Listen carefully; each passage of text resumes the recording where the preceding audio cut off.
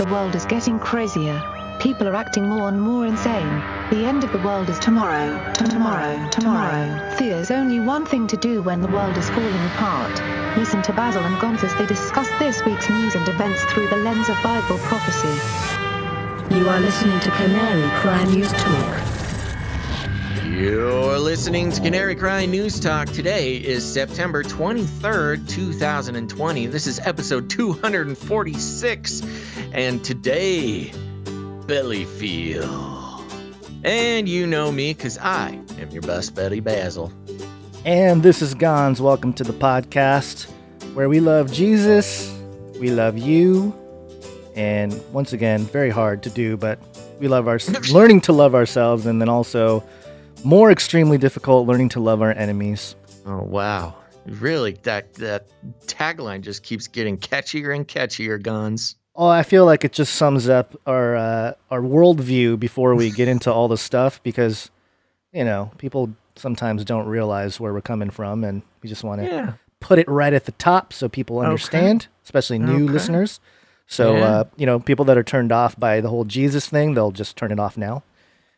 Or you know, if you're into it, or you want to hear some unique perspectives from some Jesus freaks like us, then stick around, because we got views that don't support the right-left paradigm. We got views that shatter your perception of reality, all that kind of fun stuff. Wow. Yeah. Impactful. I know. Watch out, folks. Hold on tight to those views of reality. Well, I'm glad to be back. What is it today? Oh, it's Wednesday. Wednesday. Okay.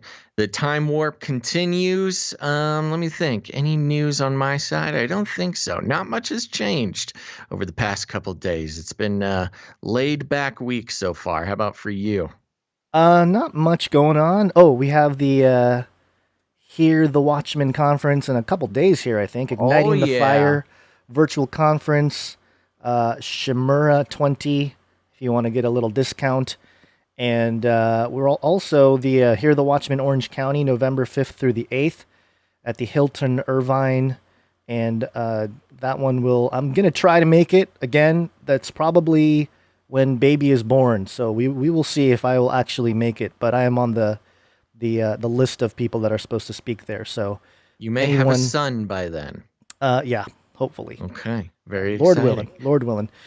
And other updates. I got into a Twitter debate with Joel Richardson, who's like this pretty famous Bible author. Mm-hmm. But I don't want to get into it here. But it was just kind of fun. You know, I like having discussions about some of the topics that we got into. But, you know, it's always a little interesting how you get the attention of some, you know, big time author, and you go back and forth a little bit. So there you go. If anyone wants to find it, you can go on my Twitter and dig around. You can find the feed there. But no, I didn't smash him. Existentially yours in the chat. I did not smash Joel Richardson. I'll leave that to Chris White, who did smash him in a debate recently. I thought anyway. Anyway. I didn't catch that. Yeah, it's a good one. All right, well, good. Gonz is getting into Twitter fights. I'm not getting into Twitter fights. You know, one thing I did love on Twitter, so you heard the other day Joe Biden saying that 200 million people have died of coronavirus. I know, so accurate. And people started ripping them apart. And I follow Joe on Twitter. I just like to keep up with what his team is trying to the damage control is what it is. It's all damage control. Yeah. And after the 250 million people dying of COVID comment, the next like 5 tweets all included the number 200,000, 200K. It's like they're trying to convince everybody that he really does know the difference between 200 million and 200,000. You know what it is? It's a way to bury that post with the algos. Exactly right. Yeah. There's just like 5 tweets in a row like, oh, 200,000 is a lot of people. Oh, Trump bad because 200,000. I know what 200. And one of them was just a photo. He just tweeted a photo of the number 200K, like with nothing else on it. Like, okay, Joe, we get it. You know what 200,000 is. I don't know, man. Some of Yeah, these so it's a people. blast. Either that or they have a really, really creative marketing team over there in the Biden camp, and they just know how to get people's attention. Good or it's bad. Not creative. They're making up. It's damage control. It's all damage control. Speaking of damage control, we get The Social Dilemma on Netflix. Have you seen it yet, Guns? No. You still have Netflix, you heathen. you evil person. That's a good point. You caught me. I did watch it, which is weird. It's a weird little twist of fate that. Of course, everybody was deleting their Netflix. And then right after that, The Social Dilemma came out. And for those who don't know, first of all, we are getting emails and messages and chats, and everybody wanted us to watch this thing. And I was kind of resisting because I was like, I know it all. We've been reporting on it. I know these things. I don't need 10 years. I'm like, they can't have anything new in there that I don't know. But anyways, I finally checked it out. I did watch it, and I was correct. No, absolutely no new information about the dangers of social media. But it was presented in a good way. And what was most frustrating for me was, a lot of the normies in my life. I've been, I'll get into these rants and discussions with them about no, you don't understand. Social media is ruining the world. Advertising is ruining the world. And it's not just they're tracking you, and it's not just about your likes and stuff. Right. They literally time as the seconds that you look at a picture, and it all goes in it. I've done the whole thing, and they're all like, okay, whatever you say, Baz. And then since this film came out, The Social Dilemma, they're all being like, oh my God, have you seen this? You got to watch this. This is exactly what I've been telling you for years. But I'm called it. Yeah, exactly. Send him that. I know. Or I Try to Tell You, which is the other good one. It's more in your face. It's driving me nuts, but I'm glad that it's getting out there, and it's one of those things where it's like, whatever you say, Basil, I'll believe it when Netflix tells me. It's basically the part lesson. Of the psyop. Yeah, but they'll only believe it to a certain degree. You got to look at who's behind the film too, and what their propaganda is. I got a few of them to delete their Facebook, which is wasn't my point, but they were scared enough to do that. And I'll talk a little bit more about that, because one of the big evil villains of The Social Dilemma was advertising. And I'm sitting there listening to it being like, oh my gosh, this is exactly, again, what I'm talking about when I talk about our value for value model. Yeah. It's because advertising is mind control, and it's just pure evil. It's not just nothing. Yeah. But we'll save that for the break. Were your normie friends like, I'm deleting Facebook. It's all TikTok for me?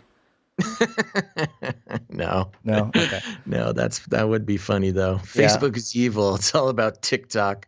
Yeah. The glorious People's Republic of TikTok. Which by the way, it goes into kind of the name of this episode, BELLYFEEL. People are asking what it means, and if you're not familiar, it's part of the newspeak from the story 1984 by George Orwell. And it's defined as a blind acceptance of an idea or concept with an implication of enthusiasm for the concept despite a lack of knowledge about it. So it's kind of like describes everything going on, because what it is emotional reaction is what belly feel triggered is. Yeah. You're emotionally triggered, right? You don't know anything about it. You just know it makes your tummy turn. Yeah, so that's what the belly feel is. And speaking of belly feel, the robots are trying to make us feel better bellies. Flippy update. Flippy update. Do you want fries with that? Okay, folks, it's time for the Flippy update. If you're new to the show, Flippy is the name of the disembodied robot arms that are flipping our burgers, taking our jobs, enslaving our children, and flirting with our spouses. We like to talk about Flippy as a proxy conversation for how robotics and AI are worming their way into our lives, whether we like it or not, and what that means for you and your children. A lot about AI in the Social Dilemma, but today We're talking about the smartest member of the Flippy family. And this is coming from news.yahoo.com. The overachiever Flippy teenager is pain-free thanks to robot-assisted spine surgery. Ooh, watch out, spine surgeons. Flippy's coming for you. I'm going to play the clip if you don't mind. Yes, I was going to say real quick. It says, using sophisticated software, doctors scan and plan in the operating room, then program the robotic arm where to drill to place screws in the spine. Let's play the clip. For 7 years, when it caused her to walk with a limp, a teenager from Loveland met with a surgeon at Children's Hospital, Colorado. As health specialist Kathy Walsh reports, the doctor repaired the 19-year-old's broken spine with the help of a robot. Katie Kingston is walking tall and feeling terrific. Hoping to start nursing school in January. The 19-year-old is finally pain-free after 7 years of suffering that started at gymnastics. I was at practice one day and fell off the ball onto my back and just was in instant pain and couldn't get up for 30 minutes. Katie says a doctor told her it was a sprain, but her back hurt on and off for years. She gave up athletics. Then a year ago, it just got to the point where I had really bad nerve pain down my right leg and started walking with a limp. Katie's injury was more serious than a sprain. There's a stress fracture in her spine. Orthopedic surgeon Dr. Mark Erickson at Children's Hospital, Colorado, would realign the bones and add a graft. He'd get help I love this. From this a doctor robot. It's a new frontier that's super exciting. Hold on, pause it real quick. Yeah. Go back to where the doctor is on his Zoom call. And he's got his green He's screen. got his green screen, and he's got like a ski mountain behind him. Oh, yeah. Such a fun-loving, adventurous individual. And he starts talking, and they just start, the narrator starts talking right over him. Yeah, that's typical the news news for you. Yeah. Surgeon Dr. Mark Erickson at Children's Hospital, Colorado, would realign the bones and add a graft. He'd get help from a robot. It's a new frontier that's super exciting. Using sophisticated software, doctors scan and plan in the operating room, then program the robotic arm where to drill to place screws in the spine. With the robot, we're able to do the surgeries that we've done for a long time, but now we're able to do them with more precision, accuracy, and safety. As soon as I woke up from surgery, the nerve pain was gone. Katie has 2 rods and 4 screws in her back. Hers was Dr. Erickson's 100th robot-assisted pediatric spine surgery. It was Katie's cure. I feel like I can finally get on with life. In Aurora, I'm Kathy Walsh covering Colorado. All right, there you go. There you go. Flippy's in the operating room. Now, there's been a long history of robotics in the operating room. Most famously, the Da Vinci surgical robot that can be controlled from, across the earth. But here's just another one. Watch out. This poor doctor on his Zoom call with his green screen background bragging about the robot has no idea that soon he will be replaced. This is the Flippy that my parents wanted me to be. It's the one that makes surgeon. It's the one that makes all the Asian parents proud. Oh man, maybe I need to add stealing our parents' love onto the list of dangers of Flippy. Dr. Flippy. Yes, Dr. Son Flippy. Yeah. So there you go. We're going to see, of course, a lot of the robotics advancements are done in the name of medical improvements and health reasons. And then, of course, we've seen how that gets twisted into not just improving medical care and helping doctors, but eventually, keeping the cost of human doctors down. Yeah. I really feel bad for, the future of medical students and doctors and things like that. It's just going to be an entirely new world. Yeah, and she was talking about how she wants to go to nursing school and stuff, and the back of my mind, I'm going, why? You're going to be running robots is basically what your job's going to be. Yeah, they have the intravenous, what are those called? IV sticking robots where it's taking like most of nurses' jobs, things like that. Watch out, kids. I think the CGI is interesting too. They don't want to show the real thing. I'm sure the real thing is a little more bloody, blood squirting everywhere and just a real grotesque scene. But hey, We'll show the CGI and the graphics that show the screws, which are huge. Nice little ad package, I guess. But yeah, those screws were huge that they were showing in the X-ray. Yeah, I know. Yeah. Hey, man. Yeah. Backs. Backs. Yep, the back. All right, well, you have your Flippy update. I have a Flippy update of my own, which is kind of in your world of mechs. Flippy update. Do you want fries with that? And of course, we've been tracking the Gundam, but this is dailymail.co.uk. Amazing footage shows giant 60-foot Japanese transformer-like robot, which is Gundam. Why don't they just call it Gundam? For trademark reasons. Yeah, I guess. Pointing to the sky and taking a knee during a test in Yokohama. And for those of you watching, you can see Gundam. This is a 4x speed, so I guess he's moving a little slower than you'd like, but he's 60 feet tall, so of course, time works different for giant robots, I guess. But what do you think, Basil? He's kneeling. I know, man. There's some competition out there. Is he taking a Black Lives Matter kneel? Is that what that is? I'm not sure, but yeah, that's kind of that was my first thought as well, that he's complicit with the BLM movement, and that really turns me off to Gundam. Going, Gundam, what are you doing? So I have a question for you. You are from Japan, and well, no, I'm not from Japan. I'm born in America. My parents are from Japan. Yes, your born and parents raised are from in the Japan. U.S. Yeah, but you're familiar with the culture and the subtleties of what's going on over there. The Black Lives Matter movement being a global movement, popping up all over the world, especially in Europe and the United States. Is there any sort of Black Lives Matter movement in Japan? I don't think so.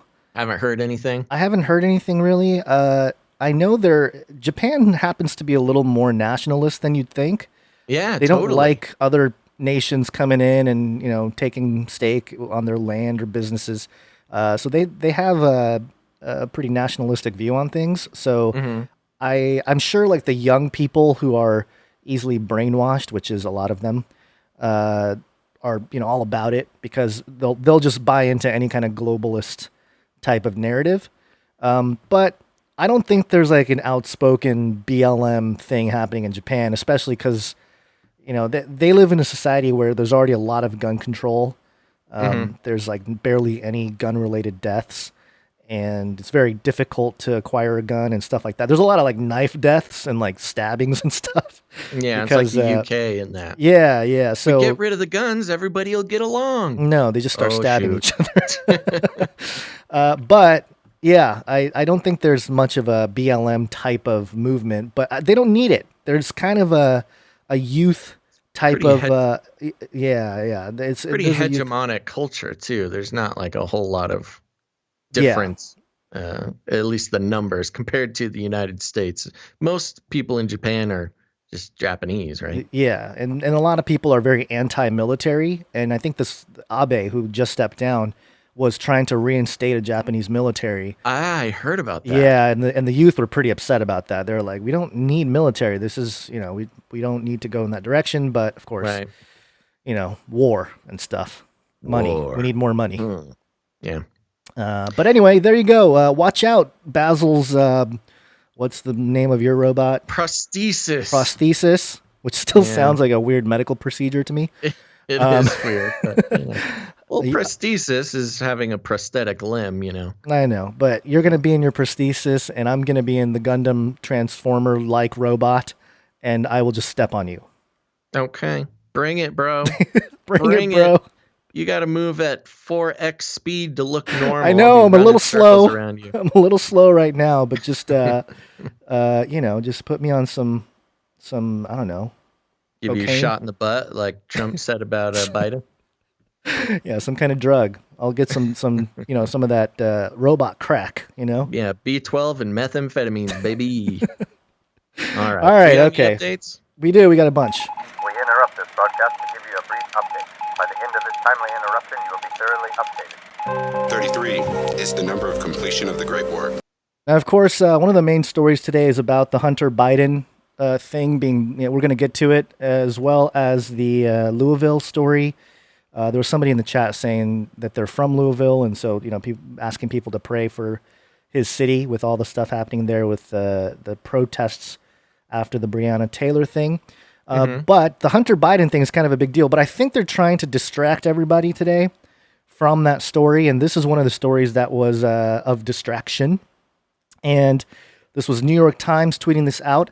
Maya Gabeira, or Gabeira, a 33-year-old Brazilian surfer, rode a 73.5-foot wave in Nazaré, Portugal in February.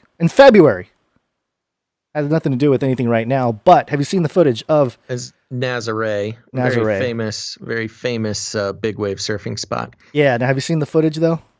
Yeah, I have. Pretty incredible. It's not the world record, but still pretty impressive. Pretty impressive, and I don't know why I've had a lot of dreams about riding giant waves, and this just kind of I don't know, sparks my brain dream memories. Yeah. And I just pretend like I'm him. Although he gets kind of... This is a woman. This was the... Oh, is it she? So I take that back. Yeah, it is a record. It's a record for the first woman to ride a wave that big. Yeah. So, I mean, it's pretty impressive. It looks very scary, but also, of course, 33. And was she 33 at the time? Is she 33 now? I mean, it's been 7 months. Good point, Gons. They don't Good really... point. She could be 34, but it's more important to put 33 in the story. I know. To signal to the elites. I know. That to ride the wave. Ride the wave. Ride the wave. And it's the first woman, so that means that there's a big wave of feminist activism coming, but just ride it out. Everything's going to be fine. Wow, see, I'm learning cool. to decode the elite messaging here. Yeah. On Nazaré, too, like Nazarene. Is that kind of the thing? Yeah. Yeah, sure. All right. So next quick story here. State-sponsored propaganda machinery. And, of course, we've talked about communism and the communist takeover. This was on digitaljournal.com. I just thought it was an interesting little PR thing here. International spy reveals secret past-future concerns. Future concerns. Yeah. Ghost operative Dr. Julio Antonio del Marmol shares his intriguing true-life story and warns how to prevent a horrible repeat of history. And he basically came out of... he was working for Castro. And and he wrote a book called The Cuban Lightning, The Zipper. And he says, quote, "I love this country, the United States of America, but I am very concerned," Dr. Del Marmol admits. Quote, "There's an extremely powerful group of people who are attempting to overtake this country and replace it with a communist government. The people of the United States must wake up and not allow their lives and country to be sacrificed." So there you go. I don't remember what what it says his role was in the Castro regime, but he was a part of it. He saw how it works. He's an international spy. Yeah, Wow. He spied for them, and he is saying that the United States is under threat. So, and nothing new in terms of that knowledge. I mean, we've known about that for decades, but it seems like they're ramping up, and somebody who would know from a communist state. Yeah. Coming out with a book. Maybe he just wants to sell some books, but yeah, at the very that's least. been the interesting thing about recent events here is like, there's huge movements, especially in the political scene in the United States, saying, "Oh, that's just crazy. You're worried about communism. That's just silly. We can work in some socialized programs without the threat of communism, you crazy alarmist." And then all these pretty, academic / high-ranking people from, countries that were formerly communist or they escaped a communist country, they're all like, no, this is wrong. Don't let this happen. It's coming. Yeah. So it's one of those things where, what people say and what the reality is, there seems to be a gap. And that's also the case with this next little update. A new world order can emerge. This is from theeconomist.com. Of course, Basil, a new world order is just a wild conspiracy theory. Oh, yeah. Okay. Oh, no, yeah. It's a wild conspiracy theory. It's not real. Come on. Money Talks, the podcast, Economist Radio, New Energy Order, How Clean Power is Fueling Geopolitical Changes. And the first sentence of this little article, it's kind of like a promotion for the episode of Money Talks, Power in the 21st Century, which was published on September 22nd, 2020. Oil fueled the 20th century, but now a huge energy shock is catalyzing a shift to a new world order. Uh-oh. So again, it's not a crazy conspiracy theory when presidents use it. And The Economist is just outright saying that we're entering a new world order. So, just just another example where you can send to the new world order. Yeah. You can send it to your what is that? Henry Kissinger. Yeah, good one. Kissinger, kiss of death. Just another article where you can send to friends and family, your normie friends, about like, hey, the conspiracy theory about new world order. Well, here's The Economist basically saying that we're entering a new world order. Booyah. And there you go. And another quick update here. Where's my waccine? Waccine.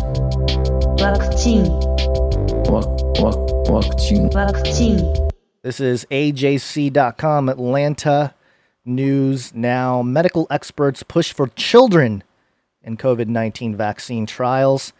And it says here, as efforts increase to enroll more older adults and people from all racial and ethnic groups in vaccine trial studies, medical experts are becoming more vocal in their desire to see a key group in such research: children.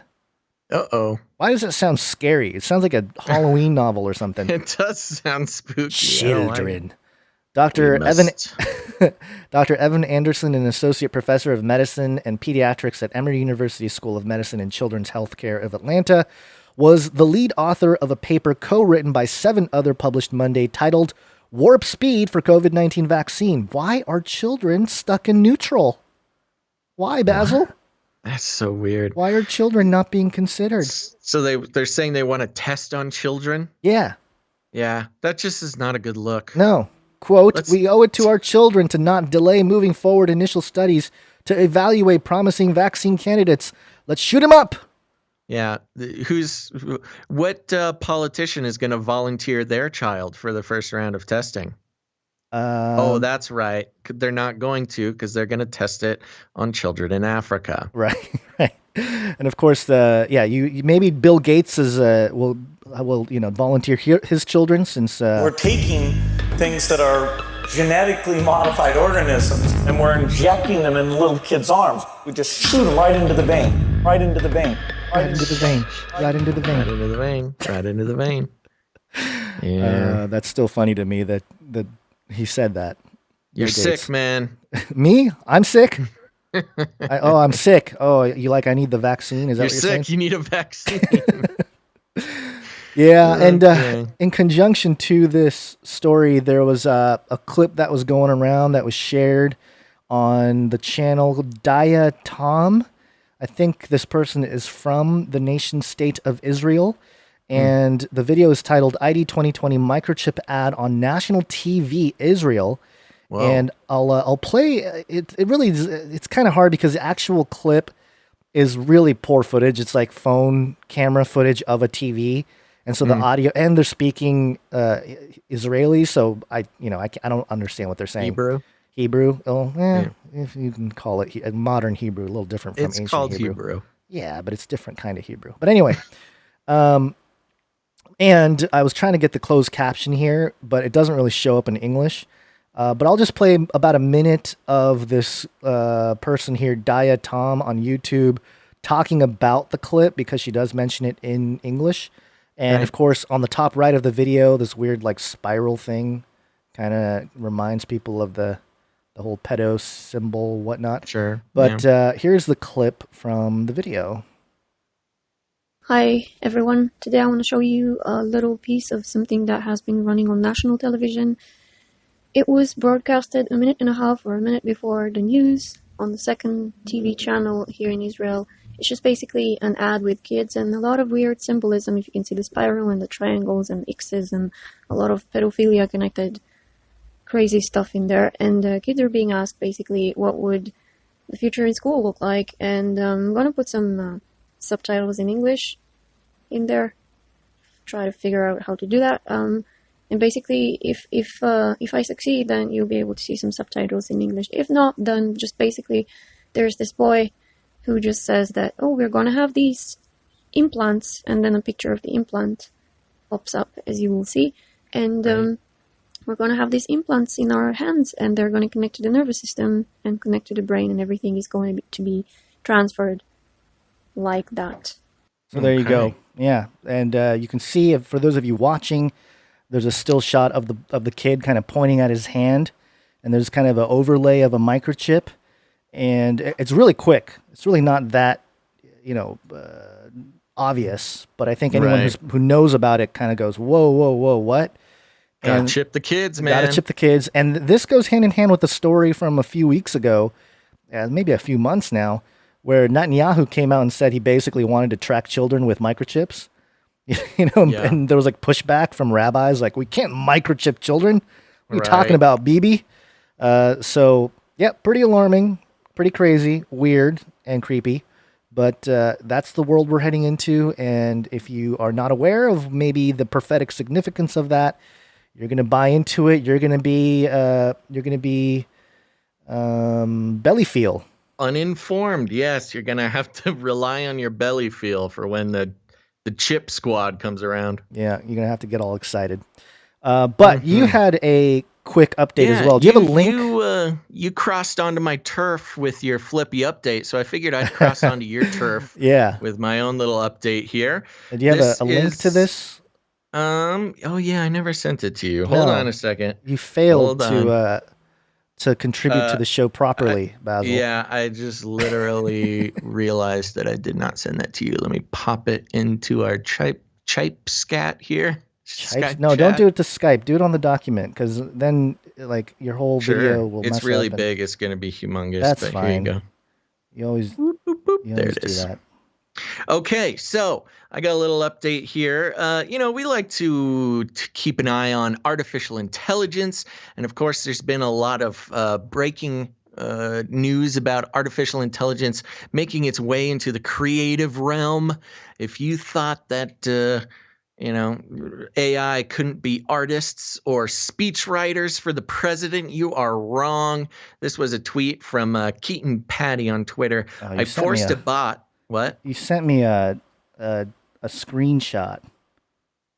Makes it harder to do this, but it's okay. I'll figure it out. Hold on. You want to just? Nah, it's all right. I'll figure it out. It's just the only thing I have. This is what it is. This was a screenshot from a tweet, and yes, it is what I put it in the doc like you asked. Yeah, it did take up a lot of And now space. just so much complaining from this guy, folks. I'm just gonna look for it myself. Yeah. Go ahead. Okay. Are you ready? Yeah.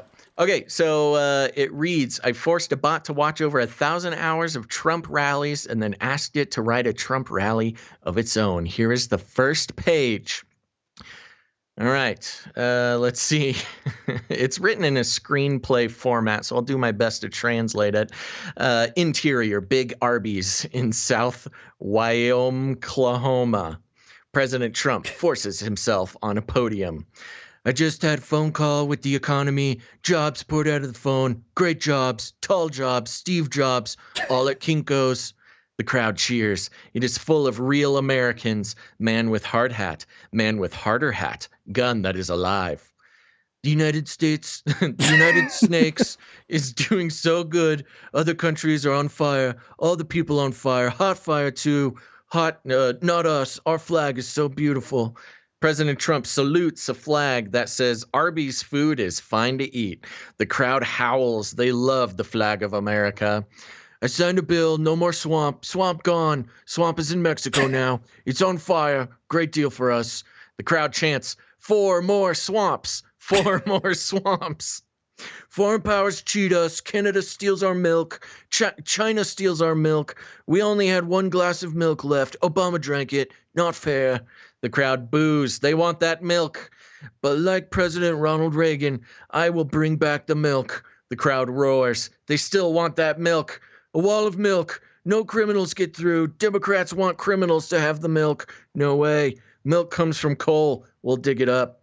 All of the words are mispronounced. The crowd cheers. They hate sorry. All of the words are mispronounced. The crowd cheers. They hate pronunciations. They love milk. They start digging. So there you go. There's your AI Trump speech. I thought it was quite good, actually. Yeah, I'm still trying to get it to work over here, but failed. So you got through it. That's okay. Yeah. It's all about the audio, man. Yeah, I know. I'm trying. I'm trying for you visual people here. But yeah, pretty good Trump there. That's Thank you. I don't bad. do the Trump. People in chat are saying they like my Trump better than they like my dinosaur impression. I don't know if I agree with that, but whatever works. Whatever gets the people going. Yep. And now our document is all messed up and I cannot see anything. You did? Nothing is working on my end. Everything is frozen. So reload. Yeah, let's see if the reload does anything. Yeah, fun stuff. Where are we at? What are we doing? First story, baby. Okay. What's Here we the are, first story? 45 minutes in, and we're getting to our first story. Is it the Biden story? Yeah. All right. Got hairy legs. Got hairy legs. Okay. Oops, not the right story. Here it is. TheFederalist.com. Senate report accuses Hunter Biden of paying for hookers who may have been trafficked. No. Yeah. Hunter. Hunter. This is not the time to be caught trafficking human beings. Your dad's trying to be president. Hairy Legs Hunter. An earth-shattering report released by Senate investigators Wednesday outlining the Biden family's long list of conflicts of interest at the upper echelons of government unearthed new allegations of former Vice President Joe Biden's son making multiple payments to Eastern European prostitutes. According to the joint report out by the Senate Homeland Security and Government Affairs Committee with the State Treasury Committee, Hunter Biden made a number of payments to foreign nationals with questionable backgrounds consistent with organized prostitution and or human trafficking. Records on file with the committee, the report says, quote, confirm that Hunter Biden sent thousands of dollars to individuals who have either, 1, been involved in transactions consistent with possible human trafficking, 2, an association with the adult entertainment industry, or 3, potential association with prostitution. The report continued, detailing that some transactions were Russian and Ukrainian linked to what, quote, appears to be an Eastern European prostitution or human trafficking ring. This is not the first time Hunter Biden's infidelity has promised headaches for his father's 2020 presidential campaign. In November last year, Page 6 reported that an Arkansas woman who successfully sued the former vice president's son for monthly child support was a stripper at a club Hunter Biden frequented. Hunter Biden, according to the paper, was a regular guest at the Empire Club in Washington, D.C.'s DuPont Circle, where London Alexis Roberts, the mother of Biden's baby, went by the name Dallas on stage. He was well known, one source told Page 6, since President Donald Trump's sham impeachment proceedings last fall highlighted Hunter Biden's questionable and possibly criminal overseas business activities. The notorious member of the Biden clan has maintained a low profile after intense scrutiny of the family's conflicts of interest has plagued the Democratic nominee's campaign. Hunter Biden's absence has sparked the internet meme, "Where's Hunter?" It was briefly answered with a rare appearance at the Democratic Party's virtual convention in August, which who knows if that was really him or just a deep fake of Hunter Biden. But there you go. That's the story, at least on the Federalist here. And it's not getting a whole lot of play in the mainstream outlets. Just for transparency's sake, the Federalist is a more than right-leaning outlet, and so we wanted to actually look into the document, yes, to get to get some unspoiled info. Not that anything leaning right is spoiled, but we try to look past bias on this show. Right, and I have the Scrib.com article here. It's 89 pages. I tried to skim through and come up with some clips or quotes, actually. But it's titled Hunter Biden, Burisma and Corruption, the Impact on U.S. Government Policy and Related Concerns. U.S. Senate Committee on Homeland Security and Governmental Affairs, U.S. Senate Committee on Finance, and there's a whole section called Conflict of Interest, and then it's all divided up into various things that Biden was involved in, and it's really interesting to read because you got your Ukrainian connection, and then it goes into how he transferred money, but then touching on dealing with a Russian billionaire. I think they said it was the first female Russian billionaire. Yeah. And right after, and of course, that has its own issues and hypocrisy with the whole Russia thing for Trump in the mainstream media. Right. And interestingly enough, it also mentions FinCEN, Financial Crimes Enforcement Network, which we reported on the last episode about how they're starting to expose the banking and the laundering of money that takes place. And but then it goes into the Russian dealings with money. And right after the Russian thing, it goes right into, oh yeah, he also dealt with the Chinese Communist Party. And it's just classic. Like a real bad look, just all the things, like all the negative things. And speaking of the communist takeover, you talk about Russia and China and dealing with both on a level that's problematic for anybody who's leading the United States. Not really surprising, but there's a conclusion section here, and I had something highlighted. I think this was it here. The records acquired by the committees show that Hunter Biden and his family were involved in a vast financial network that connected them to foreign nationals and foreign governments across the globe. Hunter Biden and Archer, in particular, formed significant and consistent financial relationships with the corrupt oligarch Mykola Zlochevsky during their time working for Burisma, and their firms made millions of dollars from that association while Joe Biden was president and the public face of the Obama administration's Ukraine policy. Rosemont Seneca Thornton, an investment firm co-founded by Hunter Biden, received $3.5 million in a wire transfer from Elena Baturina, who allegedly received illegal construction contracts from her husband, the former mayor of Moscow. Moreover, Archer's apparent receipt of money for a car from Kengiz Rakishev of Kazakhstan while Vice President Biden was in Kiev is especially concerning in light of the timing. And finally, Biden and Archer's work with Chinese nationals connected to the communist regime illustrate the deep financial connections that accelerated while his father was vice president and continued after he left office. And it goes on, actually prior to this whole conclusion here, it mentions some of the Chinese nationals that he was involved in, and they're the ones that have recently been arrested and indicted by the state. So, yeah, big time people in the Chinese Communist Party that were infiltrating the United States in one way or another.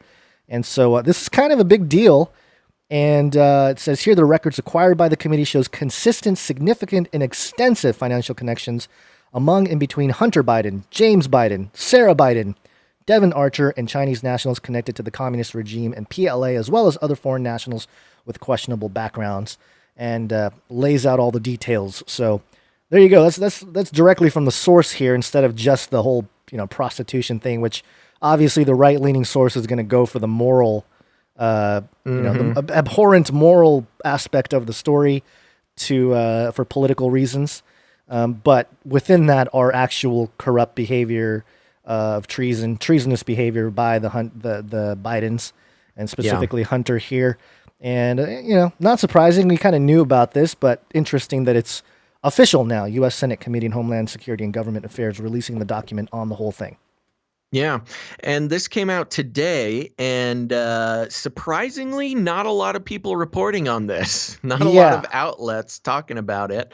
And seemingly been buried by today's news that one of the cops involved in the Breonna Taylor case is actually being charged. Is he convicted or just charged? I think he was indicted. We'll get to the story. I think he was indicted. Yeah. Okay, we'll talk about it. But yeah, seemed to kind of overshadow a lot of today's news. Also, so you probably won't hear much about this Hunter Biden thing. Yeah, but also the 33-year-old that, surfed the big wave in February. Check it out, everybody.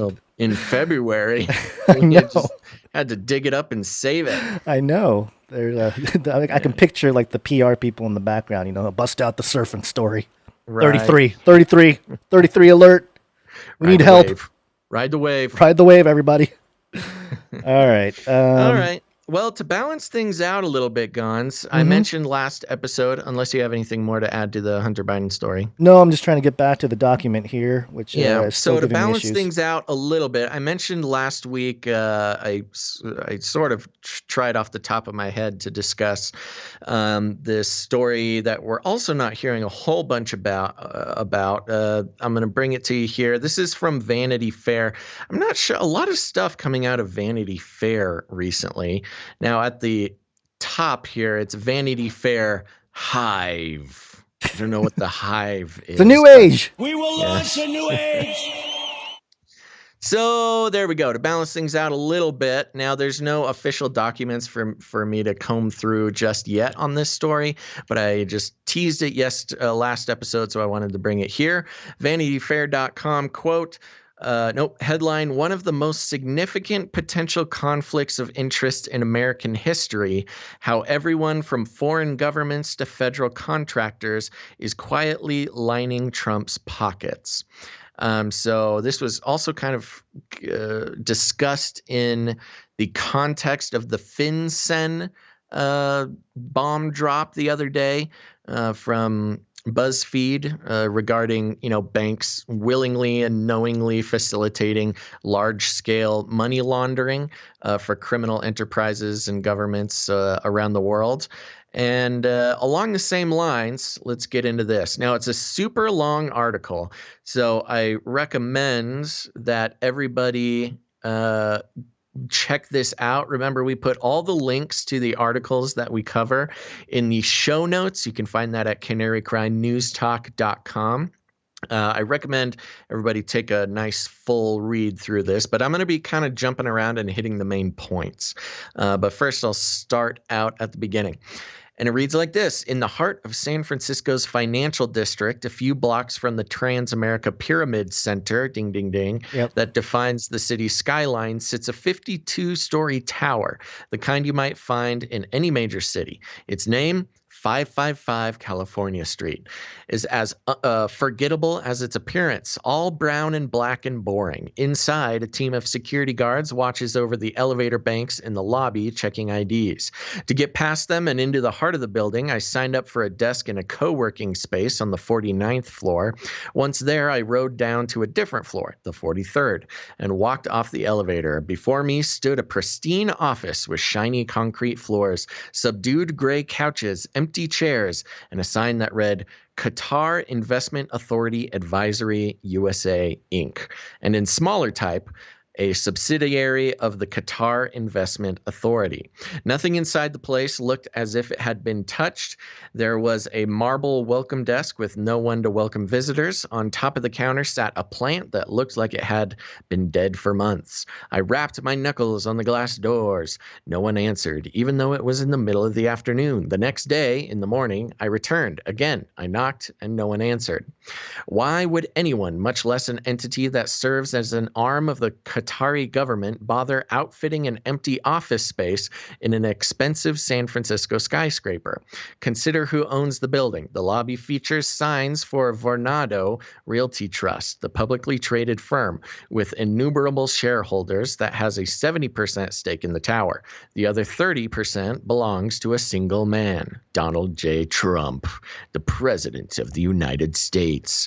His interest here is worth an estimated $442 million after debt, making it the most valuable holding in his entire portfolio.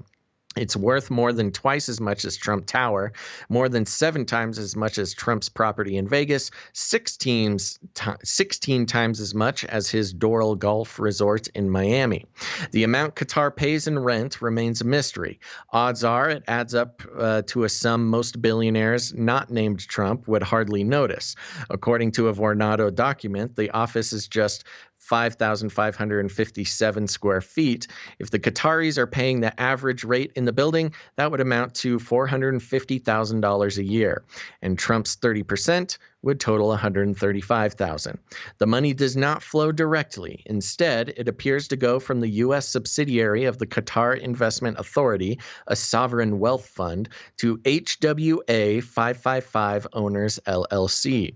According to filings Trump sent to federal ethics officials, the Donald J. Trump Revocable Trust owns 30% of HWA 555 Owners LLC, and that trust, according to documents the Trump Organization submitted to authorities in Washington, D.C., was set up, quote, to hold assets for the exclusive benefit of Donald J. Trump. Trump, in other words, personally holds 30% of the space the Qataris are leasing. Strip away the layers, and it boils down to just the sort of arrangement the founding fathers feared. A foreign government, it seems, has been paying the President of the United States for more than a year. With so many other scandals brewing, this one has managed to go entirely undetected. Until now. Good job, Vanity Fair. So awesome. So proud of you. Now, just a couple more little paragraphs until I start jumping around here. In order to understand why Qatar might want to funnel cash to the president, it's important to first understand U.S.-Qatari relations. A peninsula hanging off Saudi Arabia, smaller than the state of Connecticut, Qatar has played an outsized role in global politics for one reason: money. There are 77% more natural gas reserves sitting under Qatar than under the entire United States, helping to make Qatar, on per capita basis, the second richest nation on earth. Although Qatar doesn't share any American values, monarchs rule the country, and its labor abuses are legendary, it has long been an ally of the United States.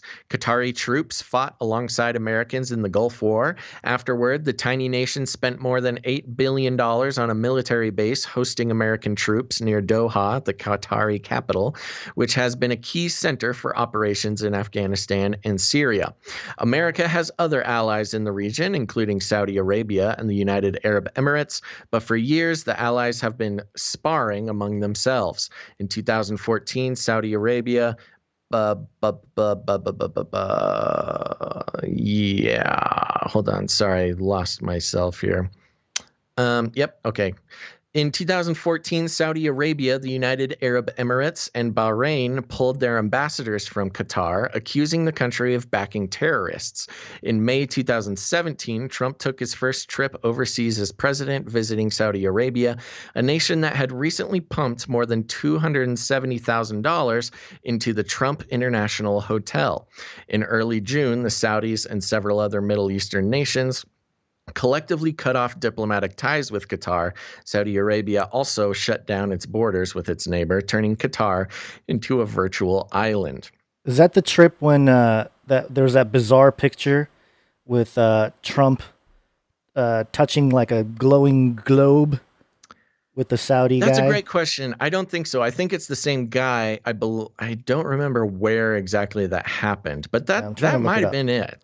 You could Google that while I continue here. Qatar denied the charges and worked to defend its reputation, shelling out hundreds of thousands of dollars to lobbyists to vouch for the embattled nation in Washington. The Qataris also struck deals with American companies like Boeing and Raytheon, and in a move that managed to evade detection, they figured out how to rent space inside Trump's most valuable property. The Qataris finished outfitting their new office space on the 43rd floor sometime after February 2018, when the Saudi dispute was still raging. According to someone who worked inside the skyscraper in August 2018, Trump's partner Varnado filed a document with San Francisco officials about work being done on the premises, describing the Qatar Investment Authority Advisory, Inc. as a lessee. Construction crews built out an office complete with intricate white lattice work in the entryway. After the hammer stopped banging, however, the space went unusually quiet. Quote, I never saw a single person enter the office other than construction, the person who worked in the building explained in a text message. Quote, I travel a lot, so I could have missed it, but definitely saw other people in other offices. Always thought it was strange, the source added. Also strange, the lobby's long list of tenants made no mention of the Qatar Investment Authority. The website for the Qatar Investment Authority listed an office in New York, but didn't say anything about the one in San Francisco. When asked about this deal and others, a spokesperson for the White House replied in an email, quote, "These are all questions for Trump org, not the White House." The Trump organization did not respond to a long list of questions.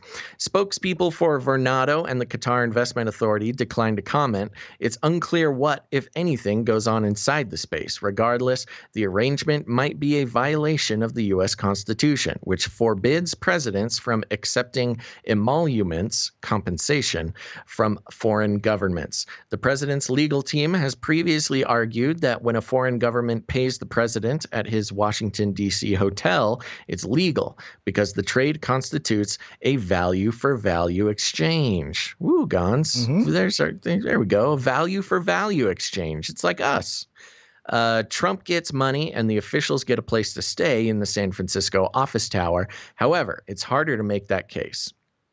Trump apparently still receives the money, and the Qatar Investment Authority gets an empty office space that it does not seem to need. And then there's a big chunk I'm going to skip here that just goes into individual Qatari rulers and ambassadors and stuff. And it's important, but not for the purposes of this conversation. I'll mention that the 666 Fifth Avenue is mentioned in that section. They talk about Kushner's 666 building. Yeah. Which is included in kind of this whole thing. But let's continue. By law, the president has to disclose. So basically, to sum it up, if my voice droning on is turning you off, the Qatari government has been renting a space seemingly unused in one of Trump's San Francisco towers that essentially pays out $135,000 to Trump every year. Continuing on. By law, the president has to disclose every company that pays him, but he does not have to reveal who, in turn, pays those companies. That means that Trump, who holds his commercial real estate portfolio through a web of entities, does not have to disclose who his tenants are. It's a massive loophole in federal disclosure laws, one that allows the president to accept money from entities all over the world without ever having to tell federal ethics officials who is paying him. Anticipating concerns about conflicts of interest, the Trump Organization set up an ethics plan before the president took office. One of its key tenets, an advisor would review any new deals that came about while Trump served as president. The attorneys who helped put together this plan made it seem like an airtight arrangement. Quote, "Written approval of the ethics advisor is required for all actions, deals, and transactions that could potentially raise ethics or conflict of interest concerns," they wrote in the white paper. But that wasn't what happened. According to Trump Organization Chief Legal Officer Alan Garten, Trump's business did not review potential tenants in buildings where Trump held a minority stake. That opened up massive breach in the ethics pledge because Trump's two most valuable assets are minority stakes in office buildings: his 30% ownership of the 1290 Avenue of the Americas and 555 California Street. Quote, "We have no involvement or approval rights over the selection of any tenants in those buildings and play no role in the negotiation of any of their leases," Garten explained in an email. Trump's 30% share of the rent in the two office towers amounts to an estimated $99 million annually, or roughly 52% of the commercial rent flowing into the Trump Organization. In other words, despite pre-inauguration promises, half of the money flowing through the president's commercial real estate portfolio does not appear to have gone through any internal vetting process. Okay, now I'm going to skip down a little bit here. It's an ethical nightmare for foreign government entities from China, Qatar, India, and the United Arab Emirates have rented space in Trump's buildings while he served as president. At least 35 tenants lobbied the federal government on policy issues. 20 of those pitched the White House or the president personally. 30 or more tenants collected over $8 billion in federal government contracts from 2018 to 2019 alone. At least 17 faced federal investigations on matters including fraud, money laundering, and corruption. Add it all up, and Trump's tenant relationships, remember tenant relationships being people who rent from him, create one of the most significant potential conflicts of interest in American history. They keep saying potential, which is interesting because they can't nail it down exactly, but should there be a breach? I want to get into that too. Don't get me wrong. Just because I'm reading all this, doesn't mean I have don't have any extra comments to make. But I want to just get as much of the story basics as we can so we can talk about it. Let's see. Let me scroll down. Here it is. Let's see. It appears to be enough money. Then there were law firms who served as tenants while lobbying on behalf of various foreign clients, including some with disastrous reputations. Jones Day helped Huawei, the Chinese technology company that Trump labeled a national security threat, with issues before the White House while also paying the president an estimated $1.5 million a year. Venable LLP, a firm renting space inside of 1290 Avenue of the Americas for an estimated $12.2 million a year, lobbied the Treasury Department and Congress on behalf of Russian state-controlled bank Sberbank, weighing in on bills designed to expose corruption around the Kremlin and combat Russian interference in elections. A spokesperson for Venable suggested that connecting its rent payments to its lobbying efforts requires, quote, an incredible leap of logic. Fair enough, but it's still remarkable that a Trump tenant was apparently pushing Vladimir Putin's agenda in Washington. And because of lax disclosure laws that leave the details of these transactions secret, it took more than 3 years into Donald Trump's presidency for anybody to notice. Skipping down, also questionable, the president's interactions with Wall Street. 2 weeks after his inauguration, Trump welcomed the White House CEO to the White House, CEO Jamie Dimon, whose company whose company J.P. Morgan Chase pays the president an estimated $2.5 million a year. Trump expressed his excitement at hearing Dimon's thoughts on Dodd-Frank, the landmark legislation intended to rein in the excesses that led to the Great Recession. Quote, there's nobody better to tell me about Dodd-Frank than Jamie, so you're going to tell me about it, Trump said to Dimon at the time. Quote, we expect to be cutting a lot out of Dodd-Frank because, frankly, I have so many people, friends of mine, that have nice businesses that can't borrow money. They just can't get any money because the banks just won't let them borrow because of the rules and regulations in Dodd-Frank. Then they have a little bit here, including Barack Obama. Jamie, yeah. I was just going to say, Jamie Dimon also, before you go off of him, with J.P. Morgan, the guy that sort of took over during the entire 2008 economic crash. He was the one that stepped in and said, oh yeah, I'll help, get the money from government. And so he took a lot of heat for that, but he was kind of thrown into a situation almost like a scapegoat. And everybody, because he was like the banker getting bailed out during the whole recession. And also a lot of his JP Morgan Chase people have been arrested in the last year. I think there's like a handful, maybe 5 or 6 traders that were arrested, maybe not arrested, at least indicted for manipulating the price of the silver markets. So Right. Yeah. Okay, just a couple more little details here. It would be easy to brush all this aside if Trump's tenants had never been accused of using money to buy influence, but that's not the case. More than a dozen Trump tenants face known federal investigations while their landlord was in office. Inside 40 Wall Street alone, at least 6 tenants faced federal scrutiny. Among them, an engineering firm listed on a debt prospectus filed with the Securities and Exchange Commission as the third highest paying tenant inside the office building, responsible for $2.2 million in annual rent. In 2018, the Manhattan District Attorney's Office indicted the firm and its CEO as a part of a corruption scheme related to New York City contracts. The CEO ended up pleading guilty to first-degree bribery.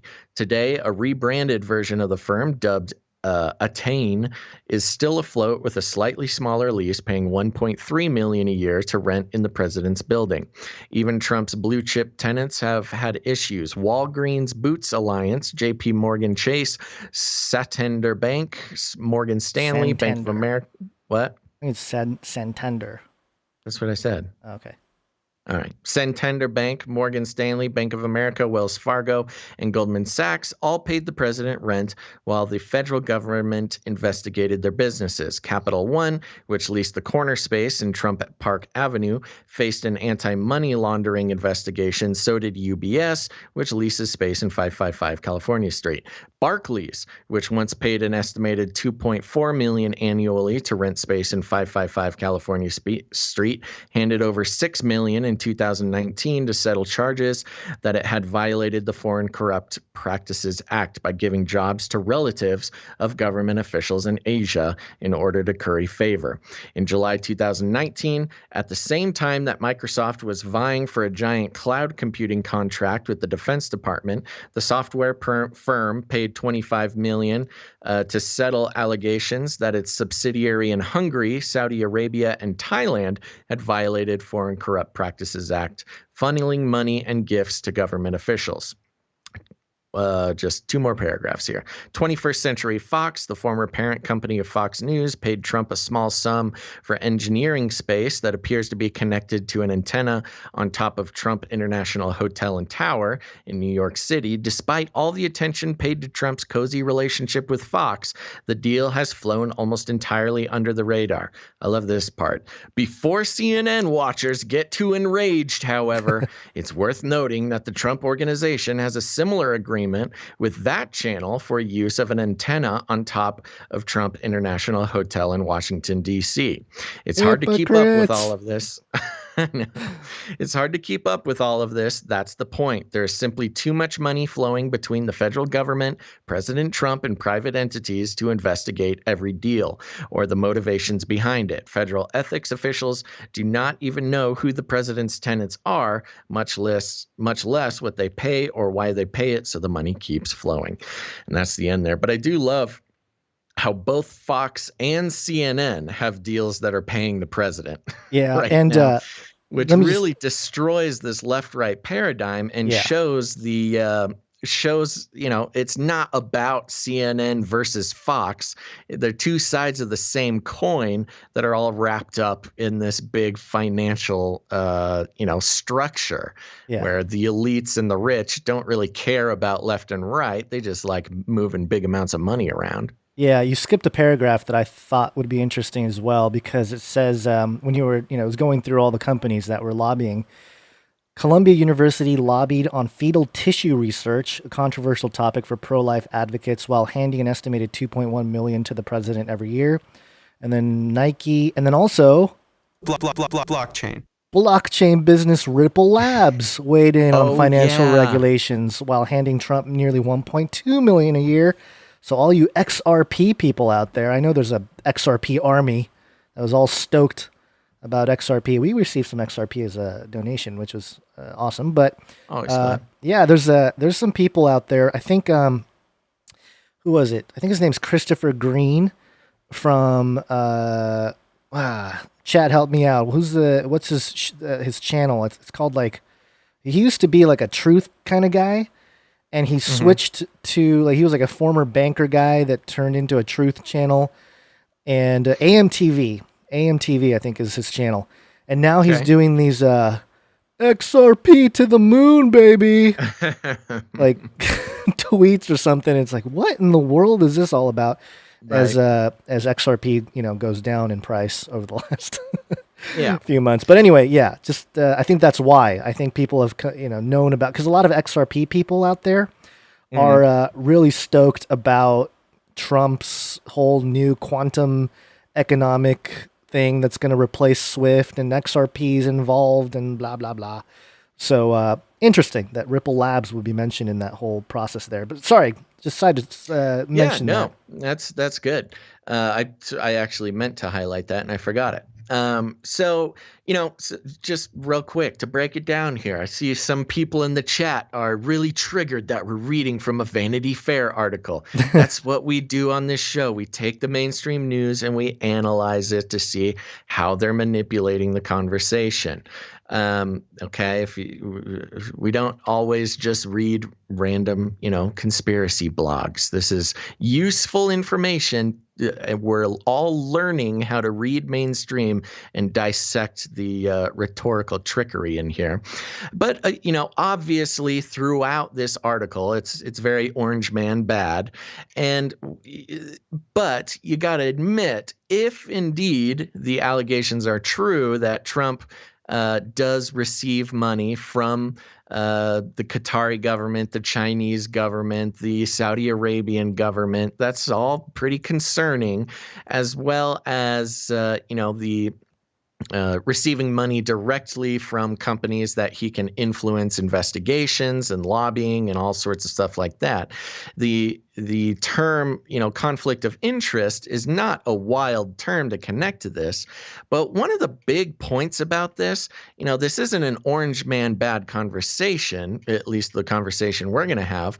What the conversation is that he obviously knew what he was doing when he was setting this up, because none of what he's doing is actually technically illegal, right? At least as far as the evidence is concerned. Yeah. And the funny thing about this article, is it's specifically about the president and the money and the sort of, morally tenuous deals that he has funneling money to himself from other governments and big corporations.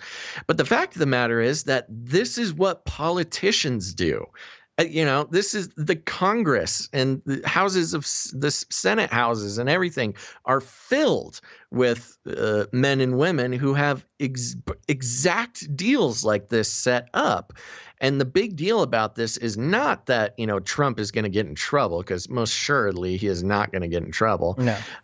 But that this is happening all over the place. And it's part of this sort of FinCEN.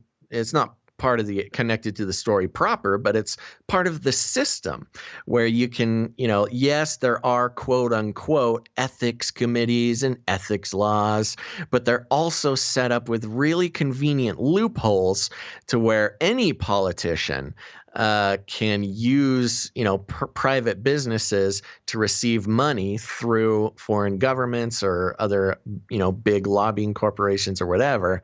And then it's kind of, it's literally only left up to speculation whether or not that has any effect on their actions in politics.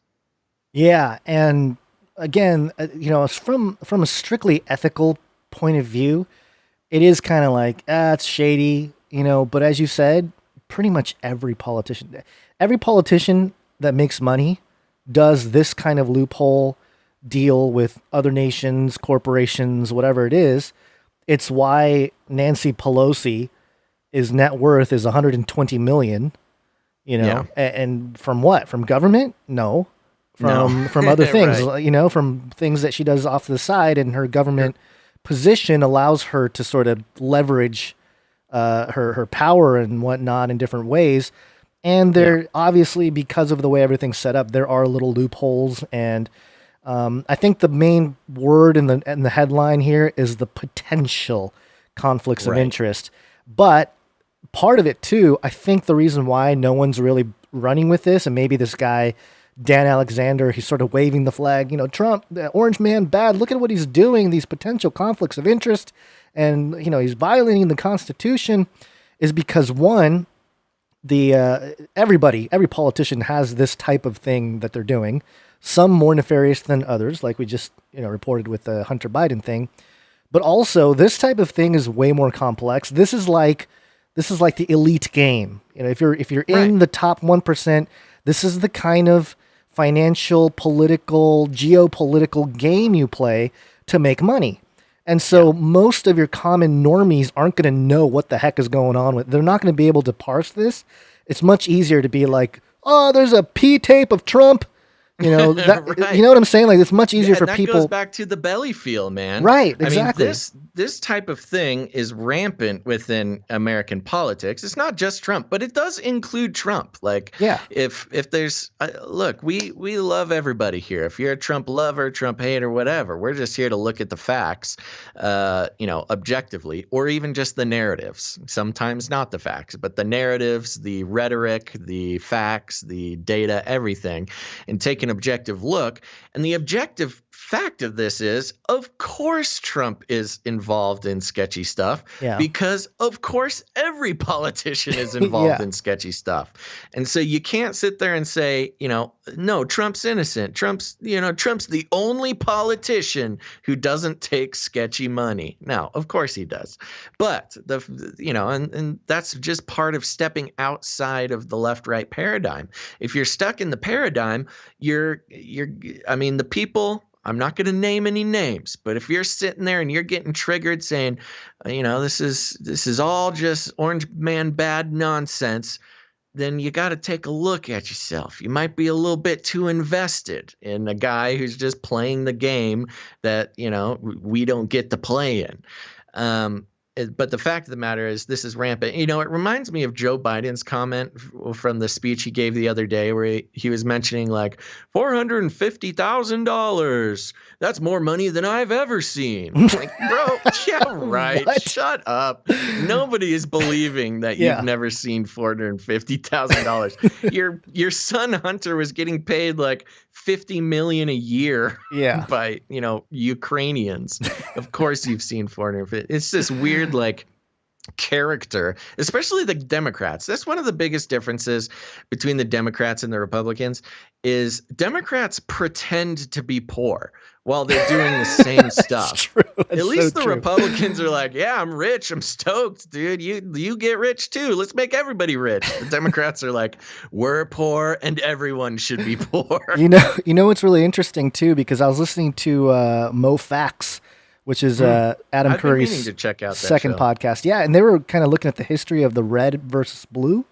And it's really interesting because some of the things they pointed out was that the first time they actually reported the difference between red and blue was in like the 70s, when there was enough color TVs in the homes. So technological, sort of measurement or a vehicle, so to speak, to even have that sort of discussion. Because prior to that, it's like, yeah, Republicans, Democrats. There was no like color association per se, at least publicly.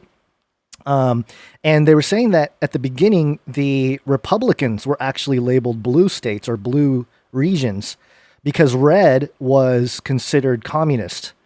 So red was bad, bad.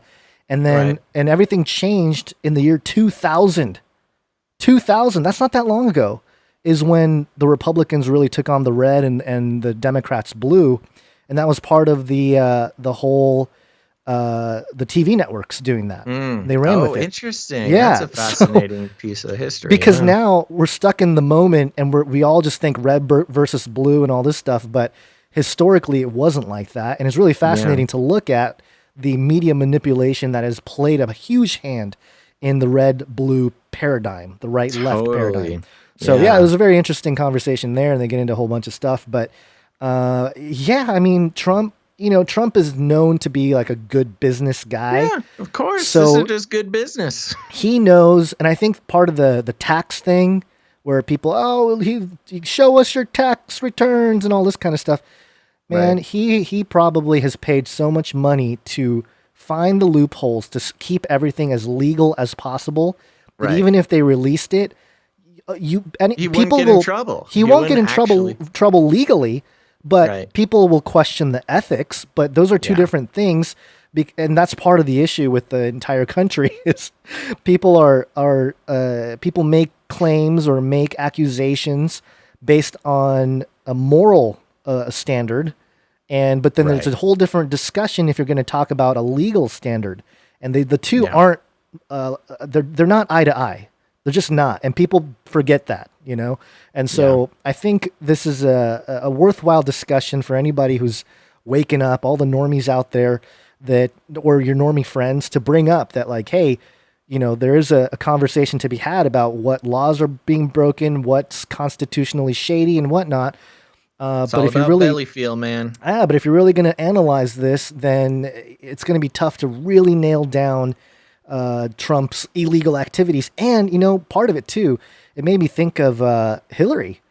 And maybe... Very similar. Maybe she has paid enough money to really cover her tracks. And even though on the surface it's like, oh my gosh, look at the corruption, it's possible that she's covered her tracks very well. And it makes it very difficult to bring her down in like a public way to, arrest her and that whole deal. So maybe that's what's going on as well. But, it's tough because, again, it's like, sorry, continue. No, I was just going to say that it's a difference between the moral discussion and the ethic and the law discussion, which don't always jive. Like Nemis in the chat said, "Do what thou wilt shall be the loophole of the law." Very good. And existentially yours. Didn't Hillary steal the furniture from the White House? No, see, she was owed. She was owed the furniture. Was that Hillary? I thought that was Michelle Obama that took some pieces from the White House. They all probably take some pieces. I'm sure. Yeah, if you live in the White House for long enough, you're going to take something with you. I'm sure Trump is like, I like that chair. Give me that chair. That chair will launch the new age.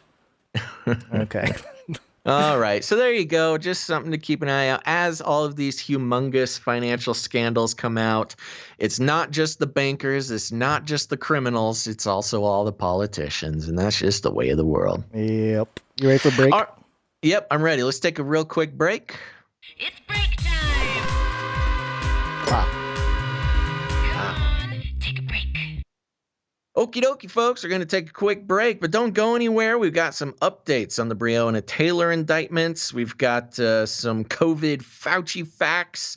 And, of course, everybody's favorite, we've got a Nephilim update at the end of the show. So stick around for that, but we're going to take a quick break and thank some of our new followers, thank some of our new producers, and everything like that. So, Gons, let's first start out by thanking some new Twitch followers. You got your dinger ready?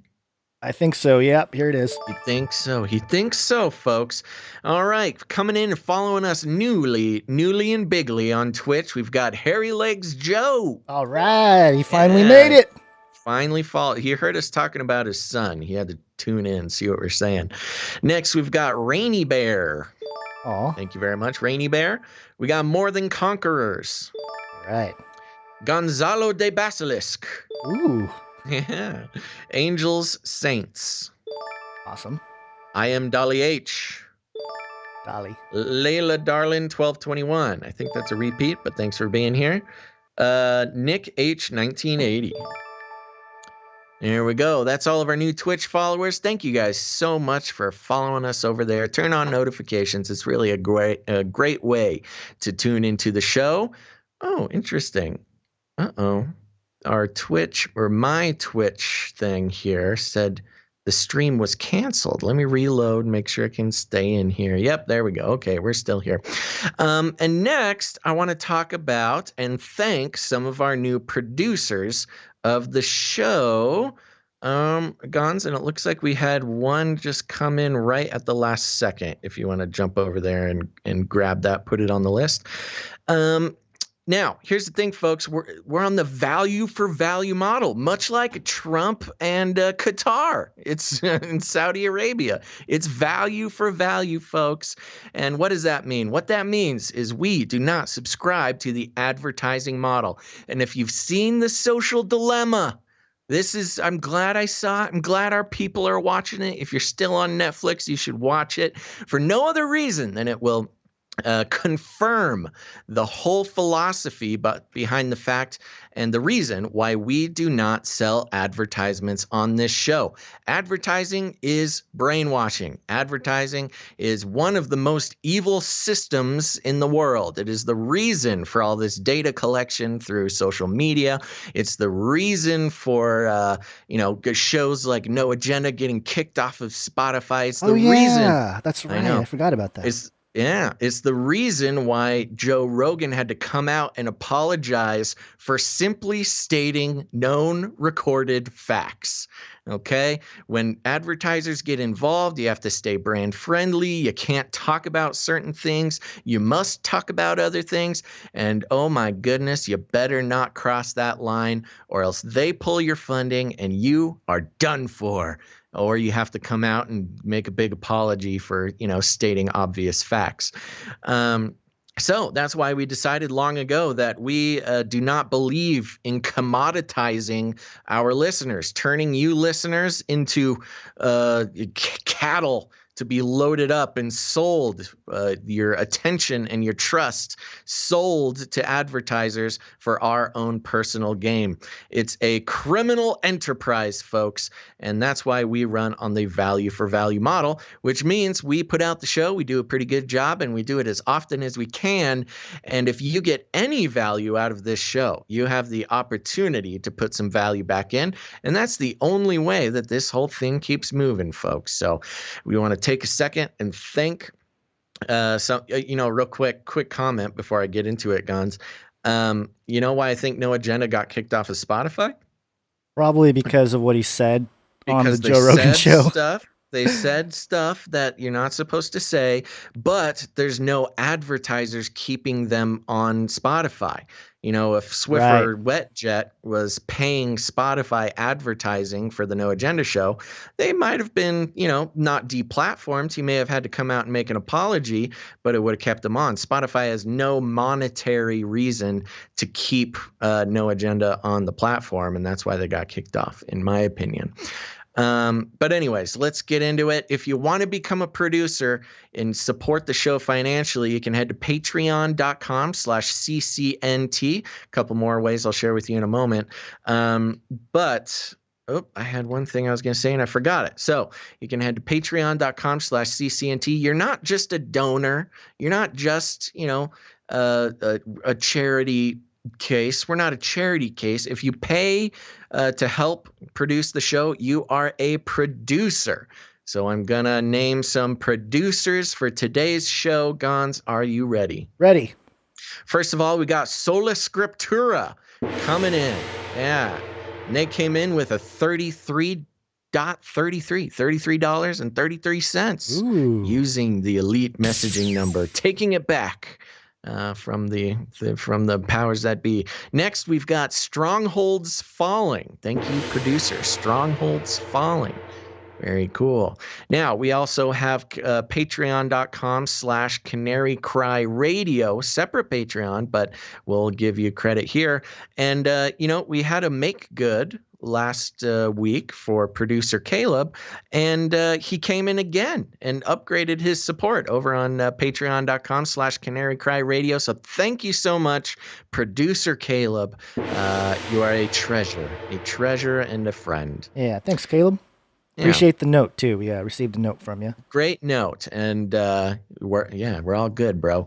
So next, here's the thing. A lot of people don't like Patreon, and that is okay. You don't have to support us on Patreon because we have canarycryradio.com/support. canarycryradio.com/support. That's right. You can head over to canarycryradio.com/support, and we've got PayPal options with, you can make a monthly contribution or a one-time contribution in any amount if commitment's not your thing. There's also cryptocurrency options, all sorts of fun ways to support the show. And Gons, who do we have coming in on PayPal? We, first off, wanted to thank all of the producers who have a subscription. And we don't always go through your names because it's a subscription and we'd be here forever if we did that. But we thank you. We appreciate it. And we have a new subscriber, though, a new producer subscriber, Scott. Thank you, Scott. Producer Scott. Producer Scott. We also, the other day, I think this person came in with $33.11. Well, to keep the esoteric nature of the gifts or the donations here, Axel came in again, but this time, thanks, producer Axel. I'm going to mention the number just because we usually don't mention the amount, but just because there's a symbolic something going on, $11.33. Ooh, switching it up. Switching it up, Axel. Thank you very much, producer Axel. He's on an axle, so sometimes he. Anyway, Yeah, and also thank you to Marcia. Marsha. Thank you, producer Marsha. And other ways you can support us is with cryptocurrency, XRP to the moon.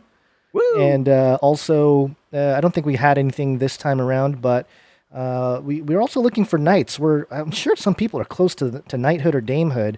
We haven't knighted anyone in a while, but it's okay. We'll figure that out. Let us know. It's Basil and I running this thing, so we tend to forget or miss things, and so please help us be your own accountant when it comes to this stuff, because you got to help us with accounting. Yeah, that's part of your duty as a producer. Job description, and you can also send us jingles and songs that have to do with the show, and we're always excited to hear some of those that come in.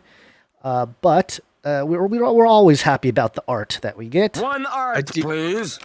Real quick, I do want to mention real quick before I forget, I want to give a shout out to Adam on the YouTube chat. Says, I'm considering becoming a producer next month. I feel like I'm stealing because this content is so good. Ooh. Yeah. See, thank you very much, Adam. Thou shalt not steal.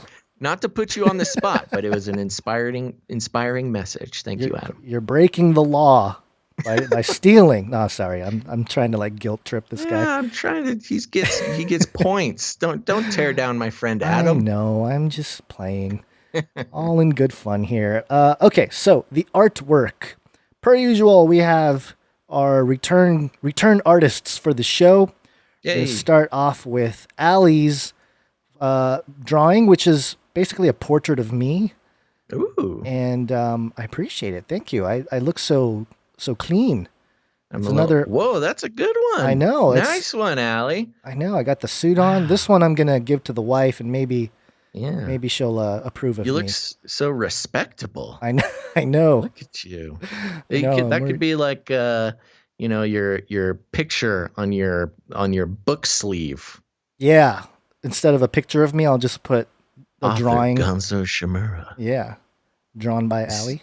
Yeah, drawn by Gazelle Bonds in the chat. Thank you very much, Allie. Gazelle Bonds in the chat, everybody. Yeah, I appreciate this one. It was really cool. I get the realistic. Anytime she draws you, you're like a cartoon with googly eyes. No, she draws me. She does a great job with me. Somebody in the chat, Metro Gons. Hey, she's getting really good at those cats too. Yes. So I appreciate that. And also, not to be outdone, Mr. Magoo. Oh, Mr. Magoo coming in again. Tiny Basil and Tiny Gons. It's a real aesthetic choice he made here. It's called Tiny Basil and Tiny Gons, and that is just exactly what it is. Great job, Mr. Magoo. Tiny Basil. I wonder which one's which. Do you know? Can you tell? Nobody will ever know. No, he Only doesn't. Mr. Magoo. He doesn't draw me with the VR mask on, so I can never tell the difference. But that's just a testament. He's letting as an artist, he's letting the viewer of the art fill in the gaps for us. Yes, he's one of those artists. Allowing Always good for a laugh there, Mr. Magoo. So thank you for that. We appreciate it. Always fun, always great. And also a quick thank you to That Night Wind, continuing to put timestamps on the episodes on YouTube. So thank you, That Night Wind. Mm-hmm. And thank you very much. That's it for right now. You got anything else? Nope, I think that's it as well. Well, you will save reading some ratings and reviews for Friday. So if you haven't done it yet, leave a rating and a review on Apple Podcasts for Canary Cry News Talk. You can just Google or DuckDuckGo or whatever, Bing, Canary Cry News Talk, Apple Podcast. Your first result should be our Apple Podcast page, and leave a rating and a review there, and we'll read it on Friday. All right, let's wake up. Yes, wake up time. Hey, yo, wake up. That's right. Okay, what do we got here? Hey, before we go on, my Restream is frozen, and I'm wondering if I don't know if we're streaming visuals because everything is frozen right now. Twitch is going. Okay, so we are. Everybody in the chat, if you're still getting video, just let us know real quick. Okay. That might just be a hardware thing for you guns. Yeah, having issues. All right. Yeah. Well, let's see. What are we talking about now? Oh, yes. Always fun to talk about the issues at hand in the world. I saw for a second you had a video up. Did you want to share that fun video? You want to? Okay, yeah. I don't know. Yeah, we were doing some... This is why we got started a little late. I sent this video to Gons. One of my favorite pastimes is looking at like worship fails or pastor fails. It just makes me feel very seen, and that the pain that I've felt before being a worship leader or a speaker or something is not it's not just me. It's other people too. So this one I sent to Gons, and it stalled our progress for a while. By the way, anytime we're late, we're probably going down some video rabbit trail on some topic or something completely unrelated to the show. Right. It seems to happen to us. But this one, I did not expect the fail here, but here we go. Oh, it's bad preachers. The reason you lift your hand is because you already believe. You're saying, I believe. You know, and we've just given you an opportunity to confess him before men. He sees you, a little guy in the back. Little guy, I'm not a midget, he's a what? Child. I mean, I don't want anyone to think I was offending a midget. Oh, no, you can't do that. Worst altar call ever, I think is what that video is called. Anyways, just little for guy. Some fun. Well, little guy, I don't Nobody mean thought midget. you were saying that, man. What? He was in the spirit. Yes, you know, he was just flowing. Yes, and you know what that is? That's our cultural. Well, this is a little older. It's 2013, but it was starting back then. It's that whole don't offend anybody culture. Right. You know? Yeah. And he probably was like, little guy. And he was probably like, oh shoot. I think I'm he probably midgets. just got out of like a diversity training for his mega church or something. Not even kidding about that. That's probably true. And he's probably like, oh, shoot. Yeah. Can't offend anybody. We've seen it. We've seen it firsthand, Gons. Should we do the other one too, just because it's fun? I like the other one. I forget which one. It's the drum one. I don't think that one's as good. But the drummer one? Yeah, just for fun. Okay, the drummer one's awesome. This is a worship fail. Completely and this unrelated. song, too. I know the exact problem. What's that? Upon your name. Oh no, what happened? Here it is. Keep my eyes above the waves. When oceans rise, my soul will rest in your embrace. For I am yours, and you are mine. Oh. Yeah, drummer. Listen to that double bass. She's so thrown off. She's so shook by this.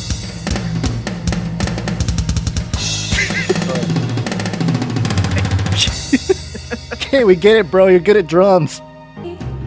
Okay, we're just wasting time now. This poor girl. Oh man, no, we were laughing about because we've both been worship pastors, and I know, or worship leaders at different times, and I know this exact situation. So it was probably a new drummer, and they probably only had like 1 or 2 practices, and it was his first time. But he's really good. He's a really good drummer, but he just like gets up there and she's like, oh no, gets kind of nervous, and then just like, oh, go for it. It's my cue. Double bass. You know, I've had that, and I've had those moments too where I feel like just going off, you know. And part of worship is like controlling your like abilities and like kind of simpling it down, you know, just hit some chords. It's like being it's like playing keys in a worship band. It doesn't matter what you could be playing for 30 years, but you're hitting like 4 notes a song. No, it could be really bad, especially these the whole movement with the type of worship songs that are like, what's that the group everybody plays music from? There's a couple different, like the YouTube Hillsong and the other one, I forget. Bethel, yeah, those two. It's just all, U2 wannabes. You got your echo on the guitar. Yeah, it's all very ambiance-y. Yeah, ambiance. Anyway, this drummer just wasn't having it. Little drummer boy jokes going on in the chat, and it totally works. I kind of want to just play drums for a worship service just to do that. Gift to Bing. All right. That's top of show there. Your little impression. We didn't know where to stick this in. We had to do it. All right, let's get back to the news here. Okay. You want to do this? Or you want me to do this? Yeah. From little drummer boy to race wars. The race wars. Race wars. The race war. I've warned you and warned you and warned you. We've been warned. CNN.com. I already hear people triggered in the chat. Yeah. Why are you doing CNN? Ex-officer Brett Hankison indicted in connection with Breonna Taylor's death. Mm-hmm. And I think they were basically calling a state of emergency over there in Louisville. Yeah, it's just getting nasty. Yeah, even before the announcement, they were already ready to prevent the violence here. Excuse me. Brett Hankison, the former Louisville police officer who fatally shot Breonna Taylor, has been indicted by a grand jury on 3 counts of wanton endangerment in the first degree. Mm-hmm. 2 other officers involved in the March shooting, Sergeant John Mattingly and Detective, I think, Miles Cosgrove, were not charged following months of demonstrations calling for the arrests of all the officers. The long-awaited findings of a grand jury probe into the fatal police shootings were to be announced by Kentucky's Attorney General Daniel Cameron Wednesday afternoon. Demonstrators at makeshift memorial to Taylor in downtown Louisville called for Cameron to step down after the charges were announced in court, and the former detective's bond was set at $15,000. The announcement comes more than 6 months after Taylor, a 26-year-old black EMT and aspiring nurse, was shot to death by Louisville police officers in her home. The officers broke down the door to her apartment while executing a late-night no-knock warrant in a narcotics investigation on March 13th. The grand jury was to present its report to Jefferson County Circuit Judge Annie O'Connell at 1:15 p.m., according to statement from the administrative office of the courts. Cameron's news conference is scheduled for 1:30 p.m. Depending on the grand jury's findings, Cameron's options range from declining to prosecute to charging 1 or more officers. Louisville has prepared for the possibility of unrest from the decision. For months, protesters have criticized the length of the investigation and demanded the arrests of all officers involved. Anticipating new protests, Louisville Mayor Greg Fisher and Louisville Interim Police Chief Robert Schroeder Wednesday afternoon announced a 72-hour county-wide curfew starting 9 p.m. Government buildings will be closed. The Kentucky National Guard has been activated, Schroeder said. Quote, I urge everyone to commit once again to a peaceful, lawful response like we've seen here for the majority of the past several months, Fisher said. It goes into the whole thing with the death of Taylor, the Say Her Name movements, and compares her to George Floyd. Let's see. Cameron, the first black person to hold the post and a Republican rising star, was made a special prosecutor in the case in May, and the FBI opened an investigation as well. A day after the grand jury convened, one officer who fired into Taylor's home, Sergeant Jonathan Mattingly, sent a mass email to the department early Tuesday defending his actions and slamming the city's leadership. In June, Detective Brett Hankison was fired for, quote, wantonly and blindly firing into Taylor's apartment. Yeah, Louisville's police chief said 6 officers involved in the incident are under internal investigation, LMPD said on Tuesday. So there you go. That's kind of, I don't think we need to get into any more of the CNN report on how, the whole situation here. Yeah, I mean, I have a couple things highlighted that I would want to run through. Okay. And I think this, so maybe I'll just do it before we get into a whole convo. So more or less, this was stemmed. Now, this got kind of mixed in with all the police are racist and the George Floyd thing and the defund the police. And, it kind of got looped in with that whole thing. But the problem with the case is entirely different and still sort of problematic. There are some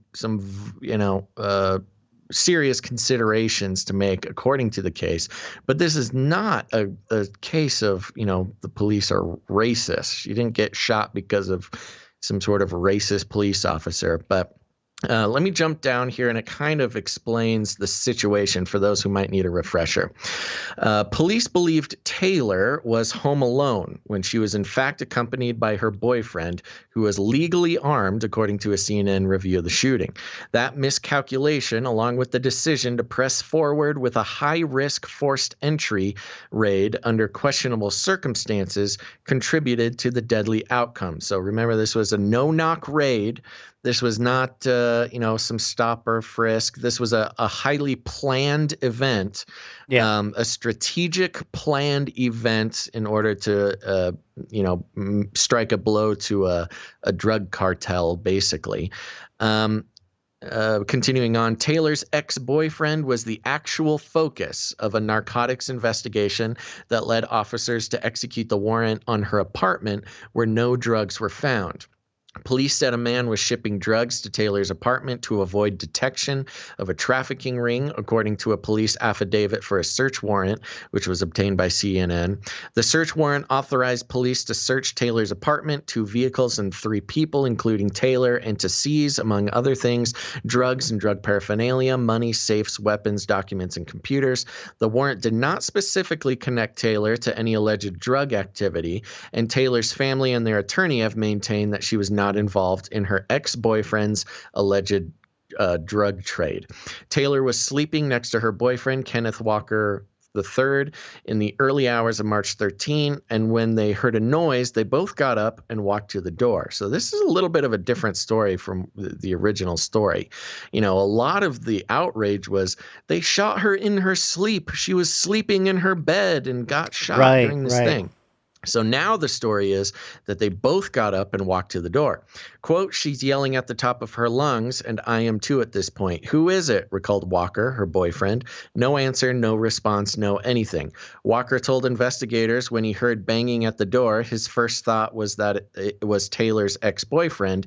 He was concerned there might be trouble, so he grabbed his gun. And Walker and Taylor made their way down the hallway toward the door. Walker said, the door flew off its hinges. So I just let off one shot, he said. I still can't see who it is or anything.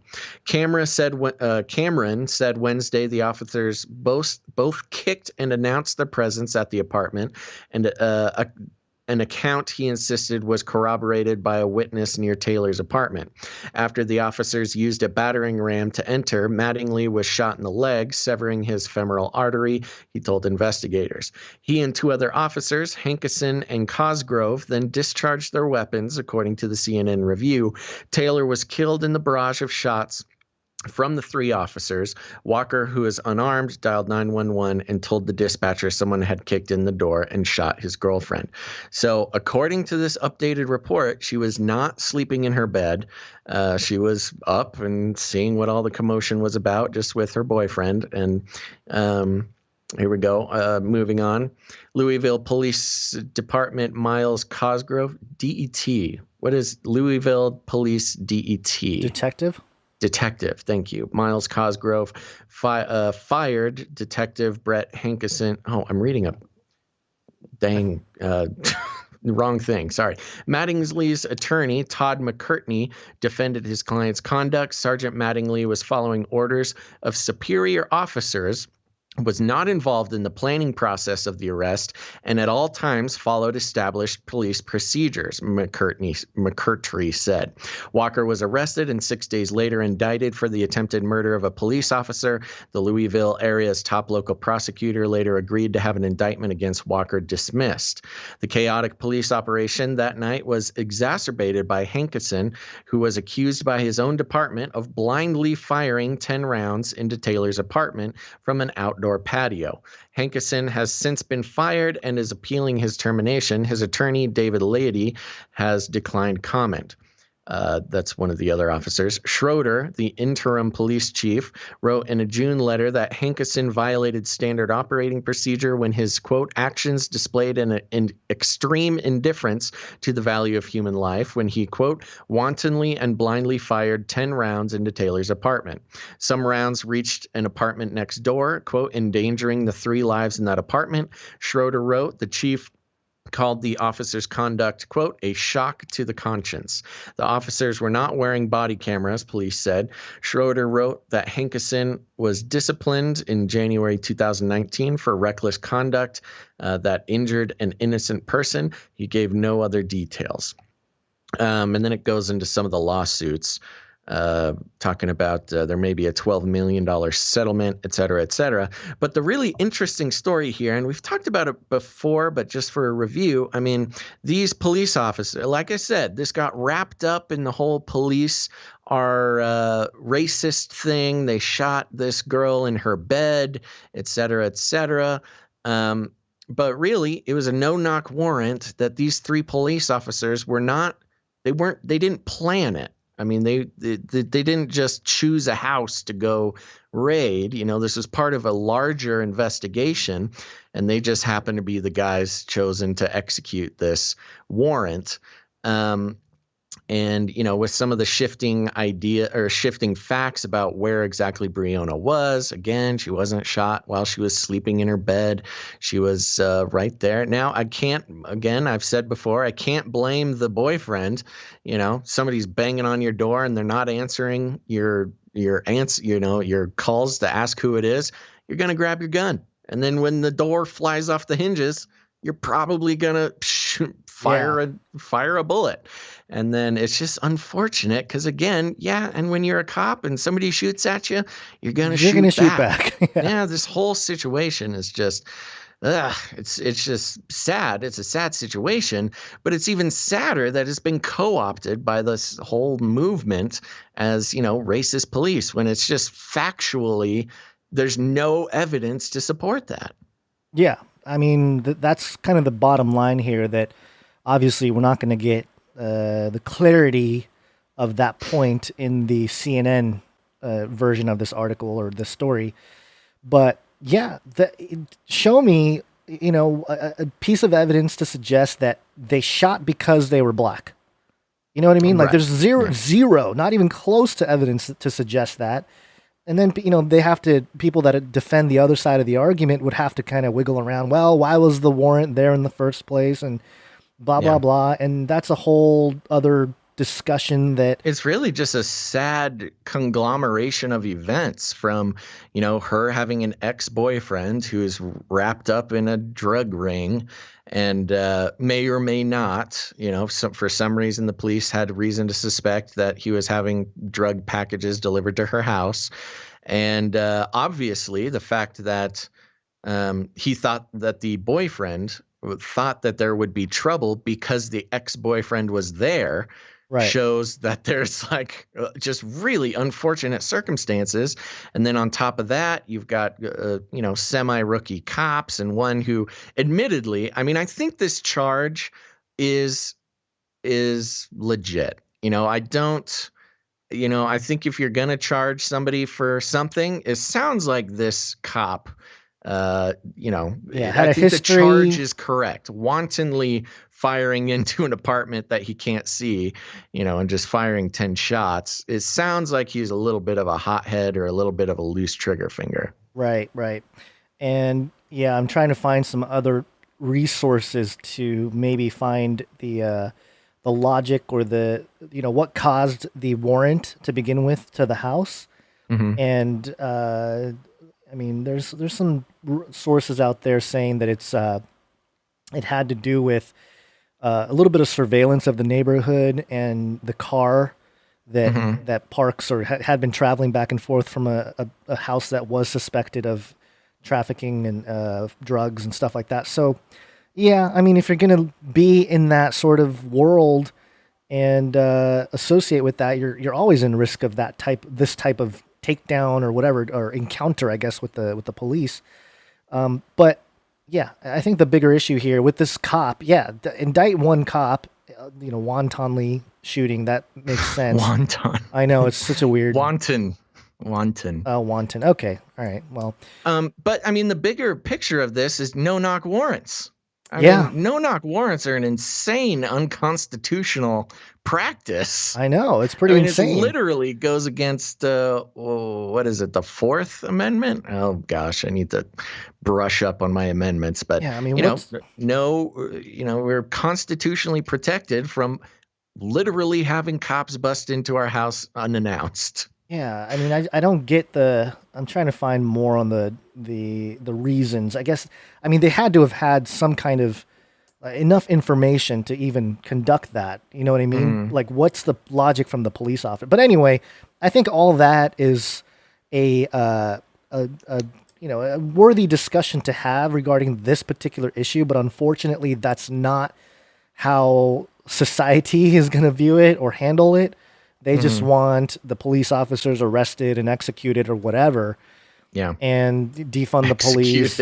I'm sure people are saying that. Well, yeah, of course they are. And the political and social unrest to follow was expected. And, there was some footage that came out today of a U-Haul truck pulling up to the peaceful protest area in Louisville. And I have the video here for those of you watching. It's literally a U-Haul truck that's parked in this parking lot. And all these people, all these guys, people that look like kids, young people, running up to it, grabbing these giant signs that say, abolish the police. And there's another one coming out here in a minute. Abolition now, F12, all this kind of stuff. And as soon as they held the signs and they started walking, all these photographers and everything, the CNN or whoever, stood in front of them and took the footage. Made it look like this legit protest, but this looks pretty planned out. Oh, to have these giant signs. It's a supply drop, is what it is. I know, somebody had pre-made signs and weapons and all sorts of stuff. Just pulls up and starts passing them out. I know, and it's crazy that. People don't suspect anything here. Like, what's going on? Like, why is it so pretty planned? Crazy too in this video? I mean, there's people walking around with baseball bats and like ready for violence. It's not even like trying to hide it. I know, it's just so a girl weird. walks by holding an aluminum baseball bat. Yeah, and there's footage from, I don't know what station this is because it doesn't show exactly, but. Cam VTV on Twitter posted a picture of I don't know, maybe a local news report with cameramen and everything standing in front of people, kids holding the signs with the fist in the air. And it says here, camera crews and media lined up for a pre-planned propaganda photo op. And yeah, that's, of course. I mean, exactly make it look like there's, crazy protests going on. When it seems like somebody, it's like a video game, you get a drop, you just get like supplies. Right. It's a supply drop, man. I know, it's just insanity, but that's kind of the effect that's taking place. And like I said earlier, I think part of this is also supposed to be the distraction from the Hunter Biden thing. Yeah. Shoot, Hunter Biden's totally called out. Hey, protest. Back to the protests, because drop a little Antifa. Yeah, little Antifa news. Just for a quick roundup, it looks like the Breonna Taylor's family filed the wrongful death lawsuit 2 months after her killing, claiming charges of battery, wrongful death, excessive force, negligence, and gross negligence. The lawsuit asserted that Taylor was shot at least 8 times. Announcing the $12 million settlement, Fisher, the Louisville mayor, said the city is not admitting wrongdoing. So they did get $12 million, but it was not an admission of guilt, says the mayor. Yeah. And that's the thing. You get your money, but yeah, not enough. Not enough. We need more in this world of propaganda. Well, they got to get rid of the. Sorry, they got to get rid of those no-knock warrants. Not cool. Yeah. All right. What else you got? I was just gonna play the propaganda jingle. Do it. State-sponsored propaganda machinery. Woo! You did a great tweet about the Smith Month Modernization Act. I did. Yeah. You want to talk about it? Is it related to this? Oh, I don't remember what it was. I just feel like everybody needs to be very familiar with the Smith Month Modernization Act. As we say almost every episode, it's the is an old law that was renewed during the Obama administration, making it legal and, in fact, praiseworthy for the government to push propaganda on the American people. Yes, propaganda that was meant for foreign nations. That usually doesn't. It was supposed to be, sort of the CIA saying like, "Oh, pro-America" or "down with America" to other nations to try to stir things up. Well, now they can use that same information to propagandize to the American people openly. Yeah, and that's been part of the issue here. But yeah, there you go. What did was you want to hit about? this Rittenhouse stuff? Yeah, I mean, yeah, we can talk about it. There's not much there. It's just the Tucker Carlson clip. Yeah, I don't want to really and I play think it. Everybody on our, listening now is kind of caught up on that. There was some actually not so exciting new footage that came out in the Kyle Rittenhouse case, which was the 17-year-old involved in the shooting in what was it called? Wakanda? Wakanda? Kenosha. Kenosha. That's what it was. It was the Kenosha. And there was actually just some footage that came out that supported the fact that somebody actually shot at or near him before he ever fired a round. There was a protester who had shot 4 shots before him. And so as I've been saying, I am almost 100% he's going to get off on self-defense. If anything, he's going to he'll get a slap on the wrist for being 17 carrying a rifle, which you do have to be 18. But that's literally the only law that he broke as far as the evidence is concerned right now. Yeah, the Smith Munn modernization tweet was about a story that was making the rounds in the liberal left-wing Twitter. Mm-hmm. And it was a story that was published by Washington Post. CIA, quote, "We assess that Vladimir Putin and the senior most Russian officials are aware of and probably directing Russia's influence operations aimed at denigrating the former U.S. vice president, supporting the U.S. president, and fueling public discord." No. And it's so funny because it's an opinion piece by WAPO, and then the headline is "Secret CIA Assessment." It's just like, what in the world? And everyone's like, we knew it.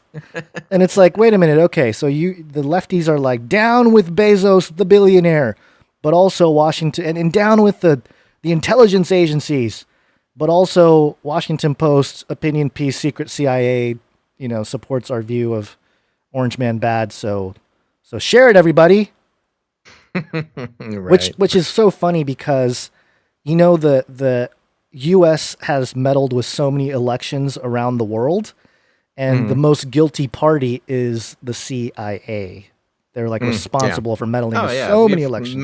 We've meddled in more elections than there actually have been elections. Yeah, I don't know how that math works out, but it's that whole clip of the ex-CIA official being asked about it and saying, "Oh, we don't do that anymore, right?" Who was it? The lady on Fox? I don't remember her name. I forget her name. And the guy goes, "Well, nem, nem, nem, nem, nem, nem, nem." And that's not an exaggeration. If you haven't seen that clip, go look for it. That's the literal sound he made. He says, "Num, num, num, num, num." Weirdo. Adam in the chat says, "Putin seems cool," which is a funny thing to say. Very funny. Good job, Adam. But there was a moment when I was watching The Social Dilemma. Yeah. Where they have this footage of Putin and just the way they presented it. It's him walking in the whatever, I don't know what it is, Royal Palace of Russia or whatever they call it. Walking down the red carpet with the marble walls and his Russian guards, he's surrounded by guards. And the footage that they used, I couldn't help myself out loud. I was just like, wow. Putin seems really cool in this footage. It's just like the most epic footage of him. But, was he shirtless on a horse too? No, that is cool too, though. I mean, why can't our presidents have like epic? I'm okay. I don't need to see Trump shirtless on a horse, but it would be a scene.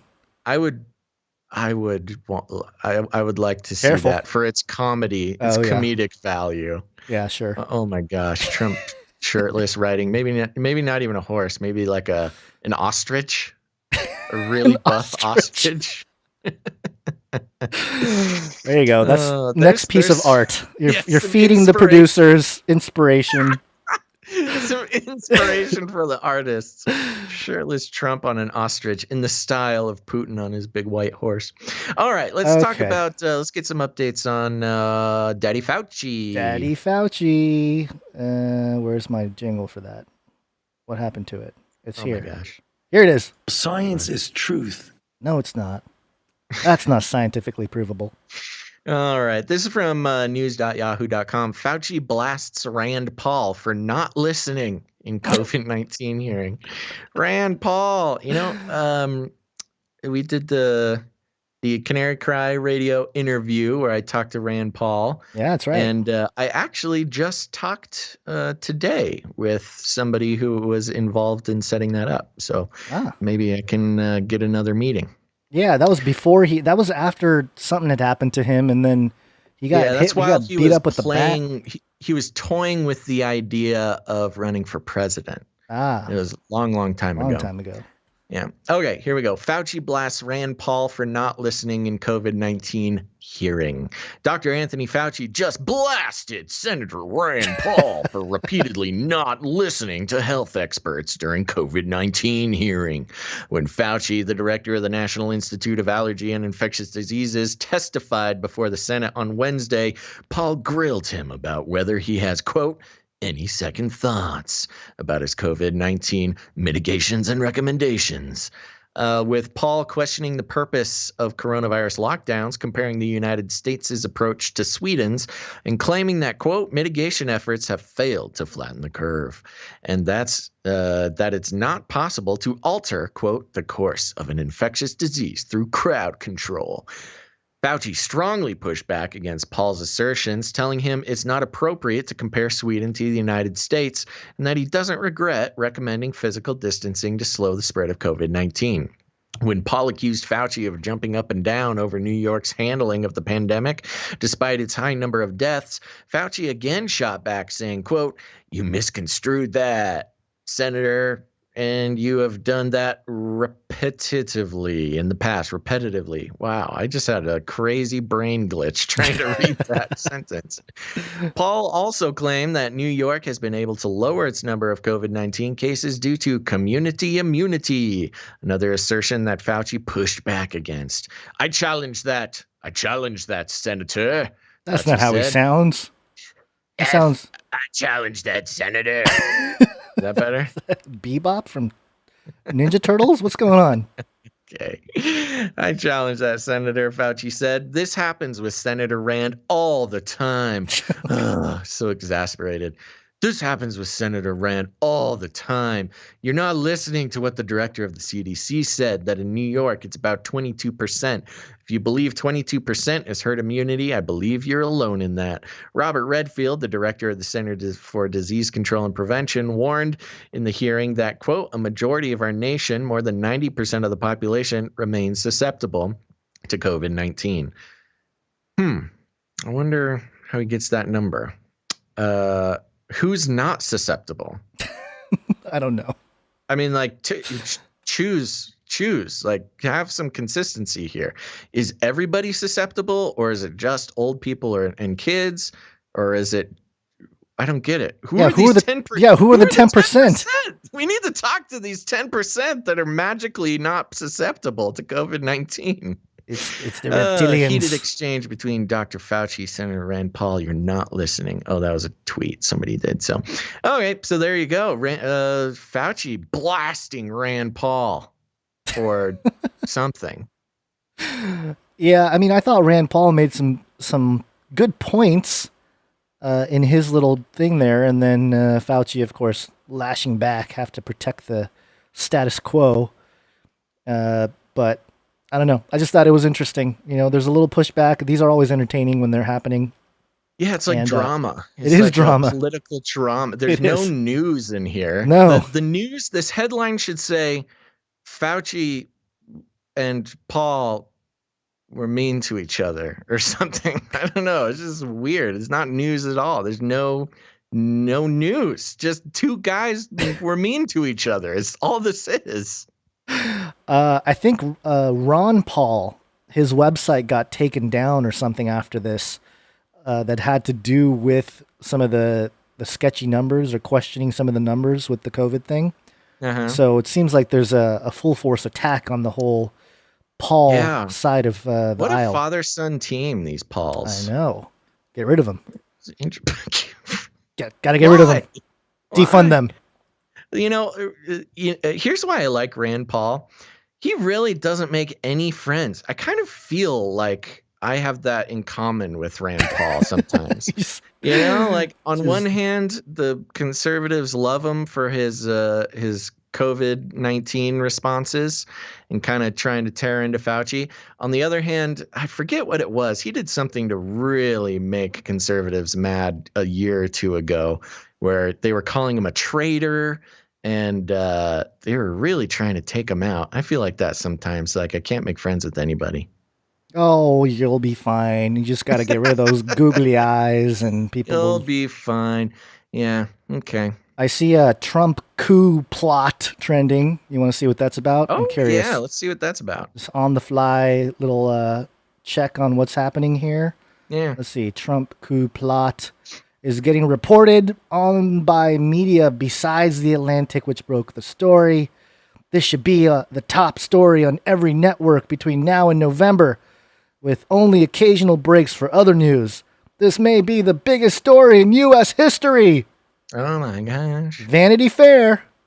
The Trump. Whoa. What is up with Vanity Fair all of a sudden? The Trump campaign is reportedly plotting an election coup to bypass something. Let me see the rest of the headline here. Come on, Vanity Fair. Load.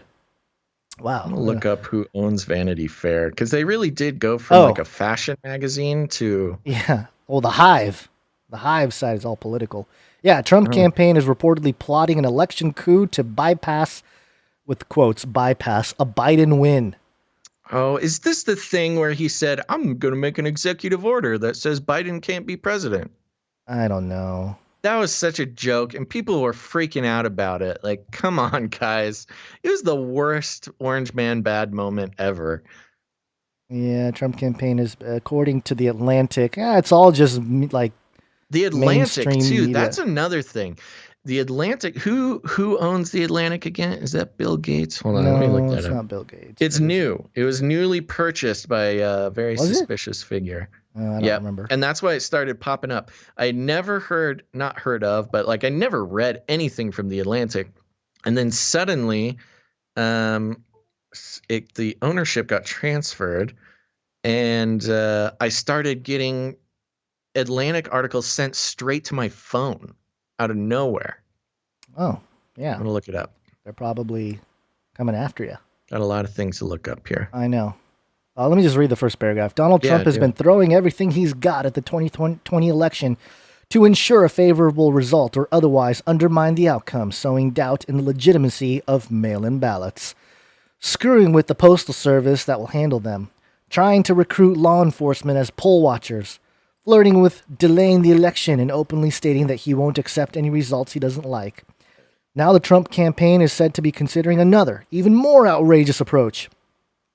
In a thorough and deeply disconcerting piece about the constitutional crisis that may await us between November 3rd and the inauguration in January, The Atlantic's Barton Gellman reports that the Trump campaign has been discussing, quote, contingency plans to bypass the election results and appoint local electors in battleground states where Republicans hold the legislative majority.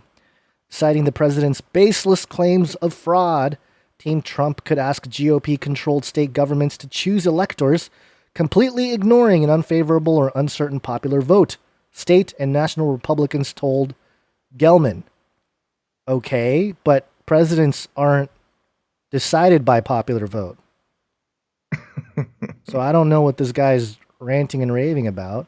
Yeah. I don't know either. Quote, the state legislatures will say, all right, we've been given this constitutional power, a Trump campaign legal advisor explained to The Atlantic. Quote, we don't think the results of our state are accurate, so here's our state of electors that we think properly reflect the results of our state. Does completely ignoring the will of the voters seem anti-democratic, unconstitutional, impossible? Ooh. One would think. But as Gelman points out, however, authoritarian this kind of end around may seem, the Constitution doesn't forbid such a move, and it's something the Trump campaign could pull off. Oh, okay. Indeed, state Republican leaders have already casually indicated that they'd be all too happy to enable this kind of power grab. Quote, I've mentioned it to them, and I hope they're thinking about it too. Lawrence Tabas, chairman of the Republican Party in Pennsylvania, one of the swing states on which the 2020 race could hinge, told Gelman, quote, it is one of the available legal options set forth in the Constitution. So what is the deal here? See, this is a problem. Like, you read it and it's like, okay, all right, it's constitutional according to even Vanity Fair. It might not be popular, but there you go. But the tweet that this guy sent that's got like 2,000, this is a Seth Abramson, is like, breaking news! Biggest story in U.S. history! It's just Twitter, man. Twitter's like they're just so exploding toxic. it, man. They're just exploding it because you got to throw everything at the wall you can. And this, Lauren Powell Jobs owns The Atlantic. That's Steve Jobs' Steve widow. Jobs, that's right. That's right. I remember that now. Yes. Yeah, so she's in the club. Yeah. I'm having a hard time finding info about Vanity Fair. A lot of people wondering how the heck it went from a fashion magazine to a political thing. Money. Yeah, I can't read this on the show. I'll have to figure something out. I'll keep an eye out for it. Money. So anyway, yeah, there's a lot of that stuff going on Twitter. It's always fun to look at the triggered tweets. A lot of the libjos there. But haven't you heard, Gons? Haven't you heard? What? Orange Man bad. Oh, yeah, that's right. Hey, aren't you going to listen to Obama? This is false. He said it. It's false. He said it. You heard it here first, folks. Yeah, all right.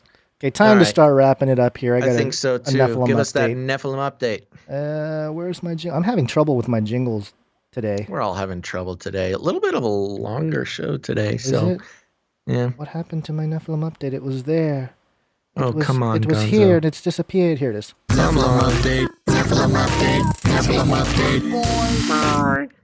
This is movieweb.com. New Hellstrom trailer unleashes Marvel's demons on Hulu in time for Halloween. Spooky. We have a new full-length trailer for Marvel's Hellstrom. A teaser had previously been revealed during Comic-Con at home, but this provides a much better look at the live-action series, which will bring Damon Hellstrom, a.k.a. the son of Satan, a.k.a. Hellstorm. Oh, jeez. Was it Hellstorm or Hellstrom? That was Hellstrom. Yeah. I don't know, man. There's This a is typo. your story. There's a This is typo your in here, beat, buddy. Man, I don't know. There's a typo. Got him. A.k.a. Hellstrom to Hulu this fall. And it's a long time coming. And in the trailer, it has some ominous music or whatever. I'm not going to play it, but we've been fighting and keeping track of different things that move in and out of this world. And it shows this skeleton. There's like a giant skeleton with like a missing eye, like a single eye. Ooh, and that looks super Nephilim-y. I feel you, Nephilim. Yeah, and sometimes my eyes fall off too. Yeah, and it says the most dangerous ones we find a way to contain. This is one of the worst ever. Oh no. And yeah. It's cool. It's a pretty freaky Halloweenish looking thing. But yeah, the Son of Satan coming to Hulu. There you go. Coming to Hulu this summer. No, this fall. Halloween. Sorry. It's almost Halloween season. Yeah. Get ready for the spooky stuff. Hallows Eve. Yeah. So there you go. Okay, there not we much go, more. Guns. Good job. We made it. Longer show today. We deserve a lemonade. We So deserve a shirtless Putin on an ostrich. No, Trump. Oh, Trump. Trump on the ostrich. Trump, Maybe Putin, same thing. You didn't know this? Maybe holding like an AR-15 or something. I don't know. Just get creative with it, artists. All right, folks. Thank you so much for listening to this episode. That just about wraps it up for us today. We appreciate you being here from all over the web. YouTube, Twitter, Twitch, Facebook, wherever you're watching, you are loved. But remember, go to twitch.tv/Canary Cry Radio. Follow us there. Turn on notifications for a shout out. And remember, if you've been sitting there, you've been listening or watching, maybe you're live, maybe you're listening in later in the day on the podcast version, maybe you're watching the video a couple days later. If you get any value out of the show, please consider becoming a supporter, a producer of the show, because this is real life, baby. This ain't no charity case. If you help support the show, you are a producer. We're on the value for value model, which means we are not under the thumb of the advertising behemoth. We do not, consider you people a commodity. You people a commodity to be sold and traded like literally almost every other business on the internet. I mean, not just social media, but news outlets, cable TV, everything. All they're trying to do is get as many people watching as they can so they can sell those people to advertisers. And that is just wrong. It's just wrong. So please, if you think that's wrong too, consider supporting the show in whatever it's worth to you, We have suggested amounts on the Patreon, but really it's whatever the show is worth to you. Consider giving back, because it's the only way we can keep going. And you know what? You start investing in your media. I don't know. I did a little bit of a snarky tweet calling out the sheeple, I want advertisers to pay my podcasters because I don't want responsibility for the media that shapes my worldview. Well, that's what sheeple say, folks. So thank you very much for our new producers. Let's see. Let me grab their names real quick. I want to thank you, Sola Scriptura, Strongholds Falling, Caleb, Marcia, Axel, Scott, and, of course, our artists, Allie and Mr. Magoo. Thank you guys so much. Remember, become a supporter of the show, patreon.com/CCNT or canarycryradio.com/support. canarycryradio.com/support. That's right. And, if financially supporting the show is not in the cards for you, that's totally cool. We totally understand. But you can also help out the show by creating art, creating jingles. Send all that to canarycryradio@gmail.com. And you can create songs, right? Some Canary Cry related songs. We got the Canary Cry mixtape coming up at the end of the show. Make sure to stick around for that. Also, if you haven't done it yet, leave a rating and a review. Just search Canary Cry News Talk Apple Podcasts. That'll take you right to where you need to go. Leave a rating and a review. Not only does it help out the algorithms and share the show with people who haven't heard of it before, which is super important, but it's also just feels nice when we read them. Gons and I, we read all the reviews, so it's a good way to just get a nice little message of encouragement across to us. So we appreciate that very much, and we'll be reading new ratings and reviews on Friday's show. That's next Friday, not next Friday, this coming Friday, which is September 25th. 2020. So make sure to tune in then, sometime between noon and 3 p.m. Pacific Standard Time. Set your alarms, turn on notifications, catch the next show.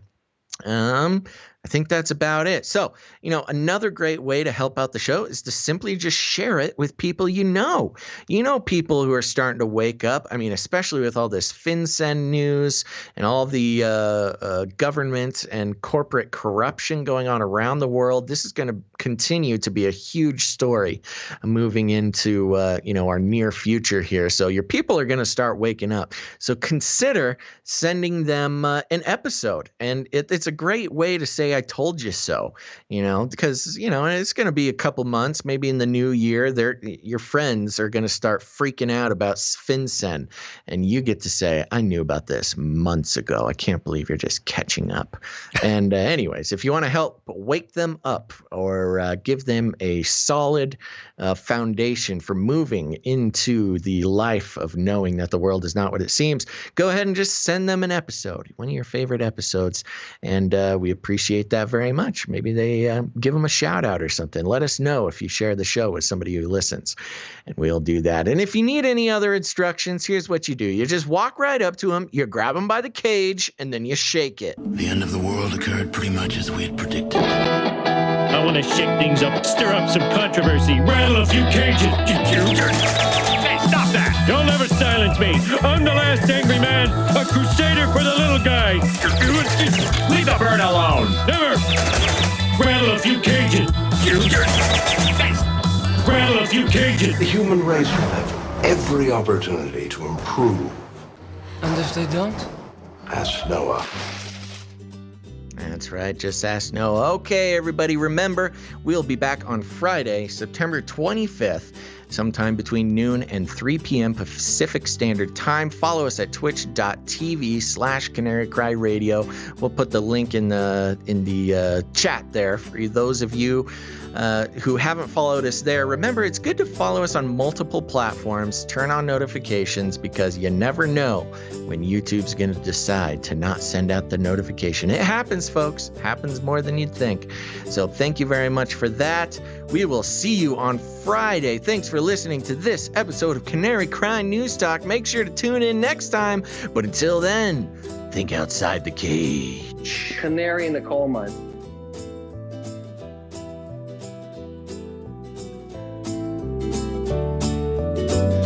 Canaries in a cage. Blowing minds and stopping crimes. Call it. You can't handle the truth.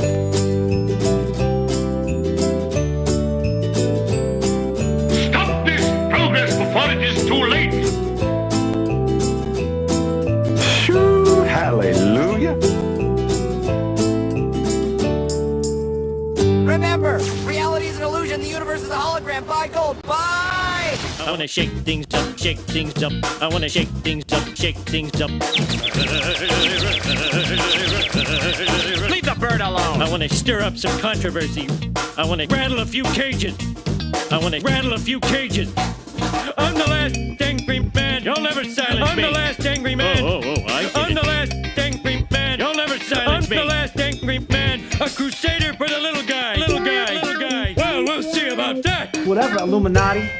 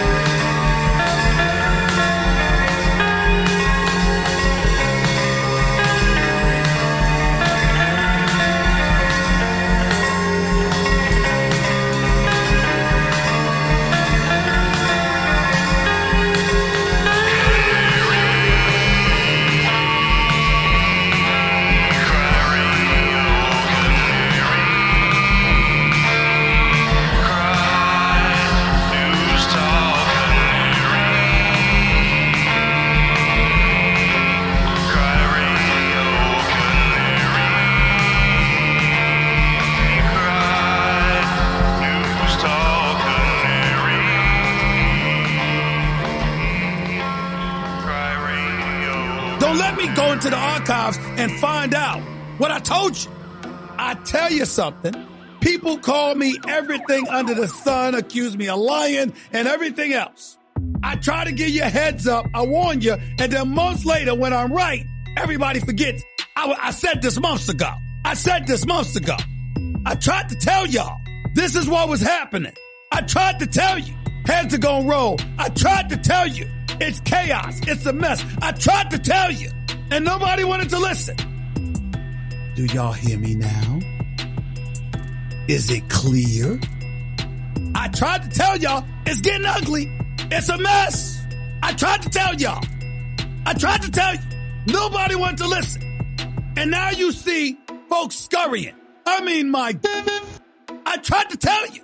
You know how many times I'll say something months in advance, and then it comes to fruition, and then y'all forget I reported. See, they're going to have breaking news like it's news. You know what the news was today? I tried to tell you. But nobody wanted to listen.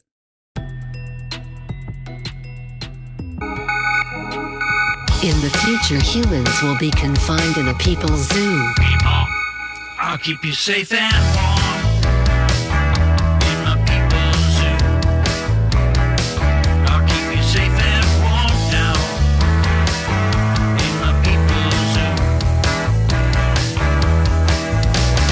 You, yeah, you in my people's zoo. I'll keep the cameras on.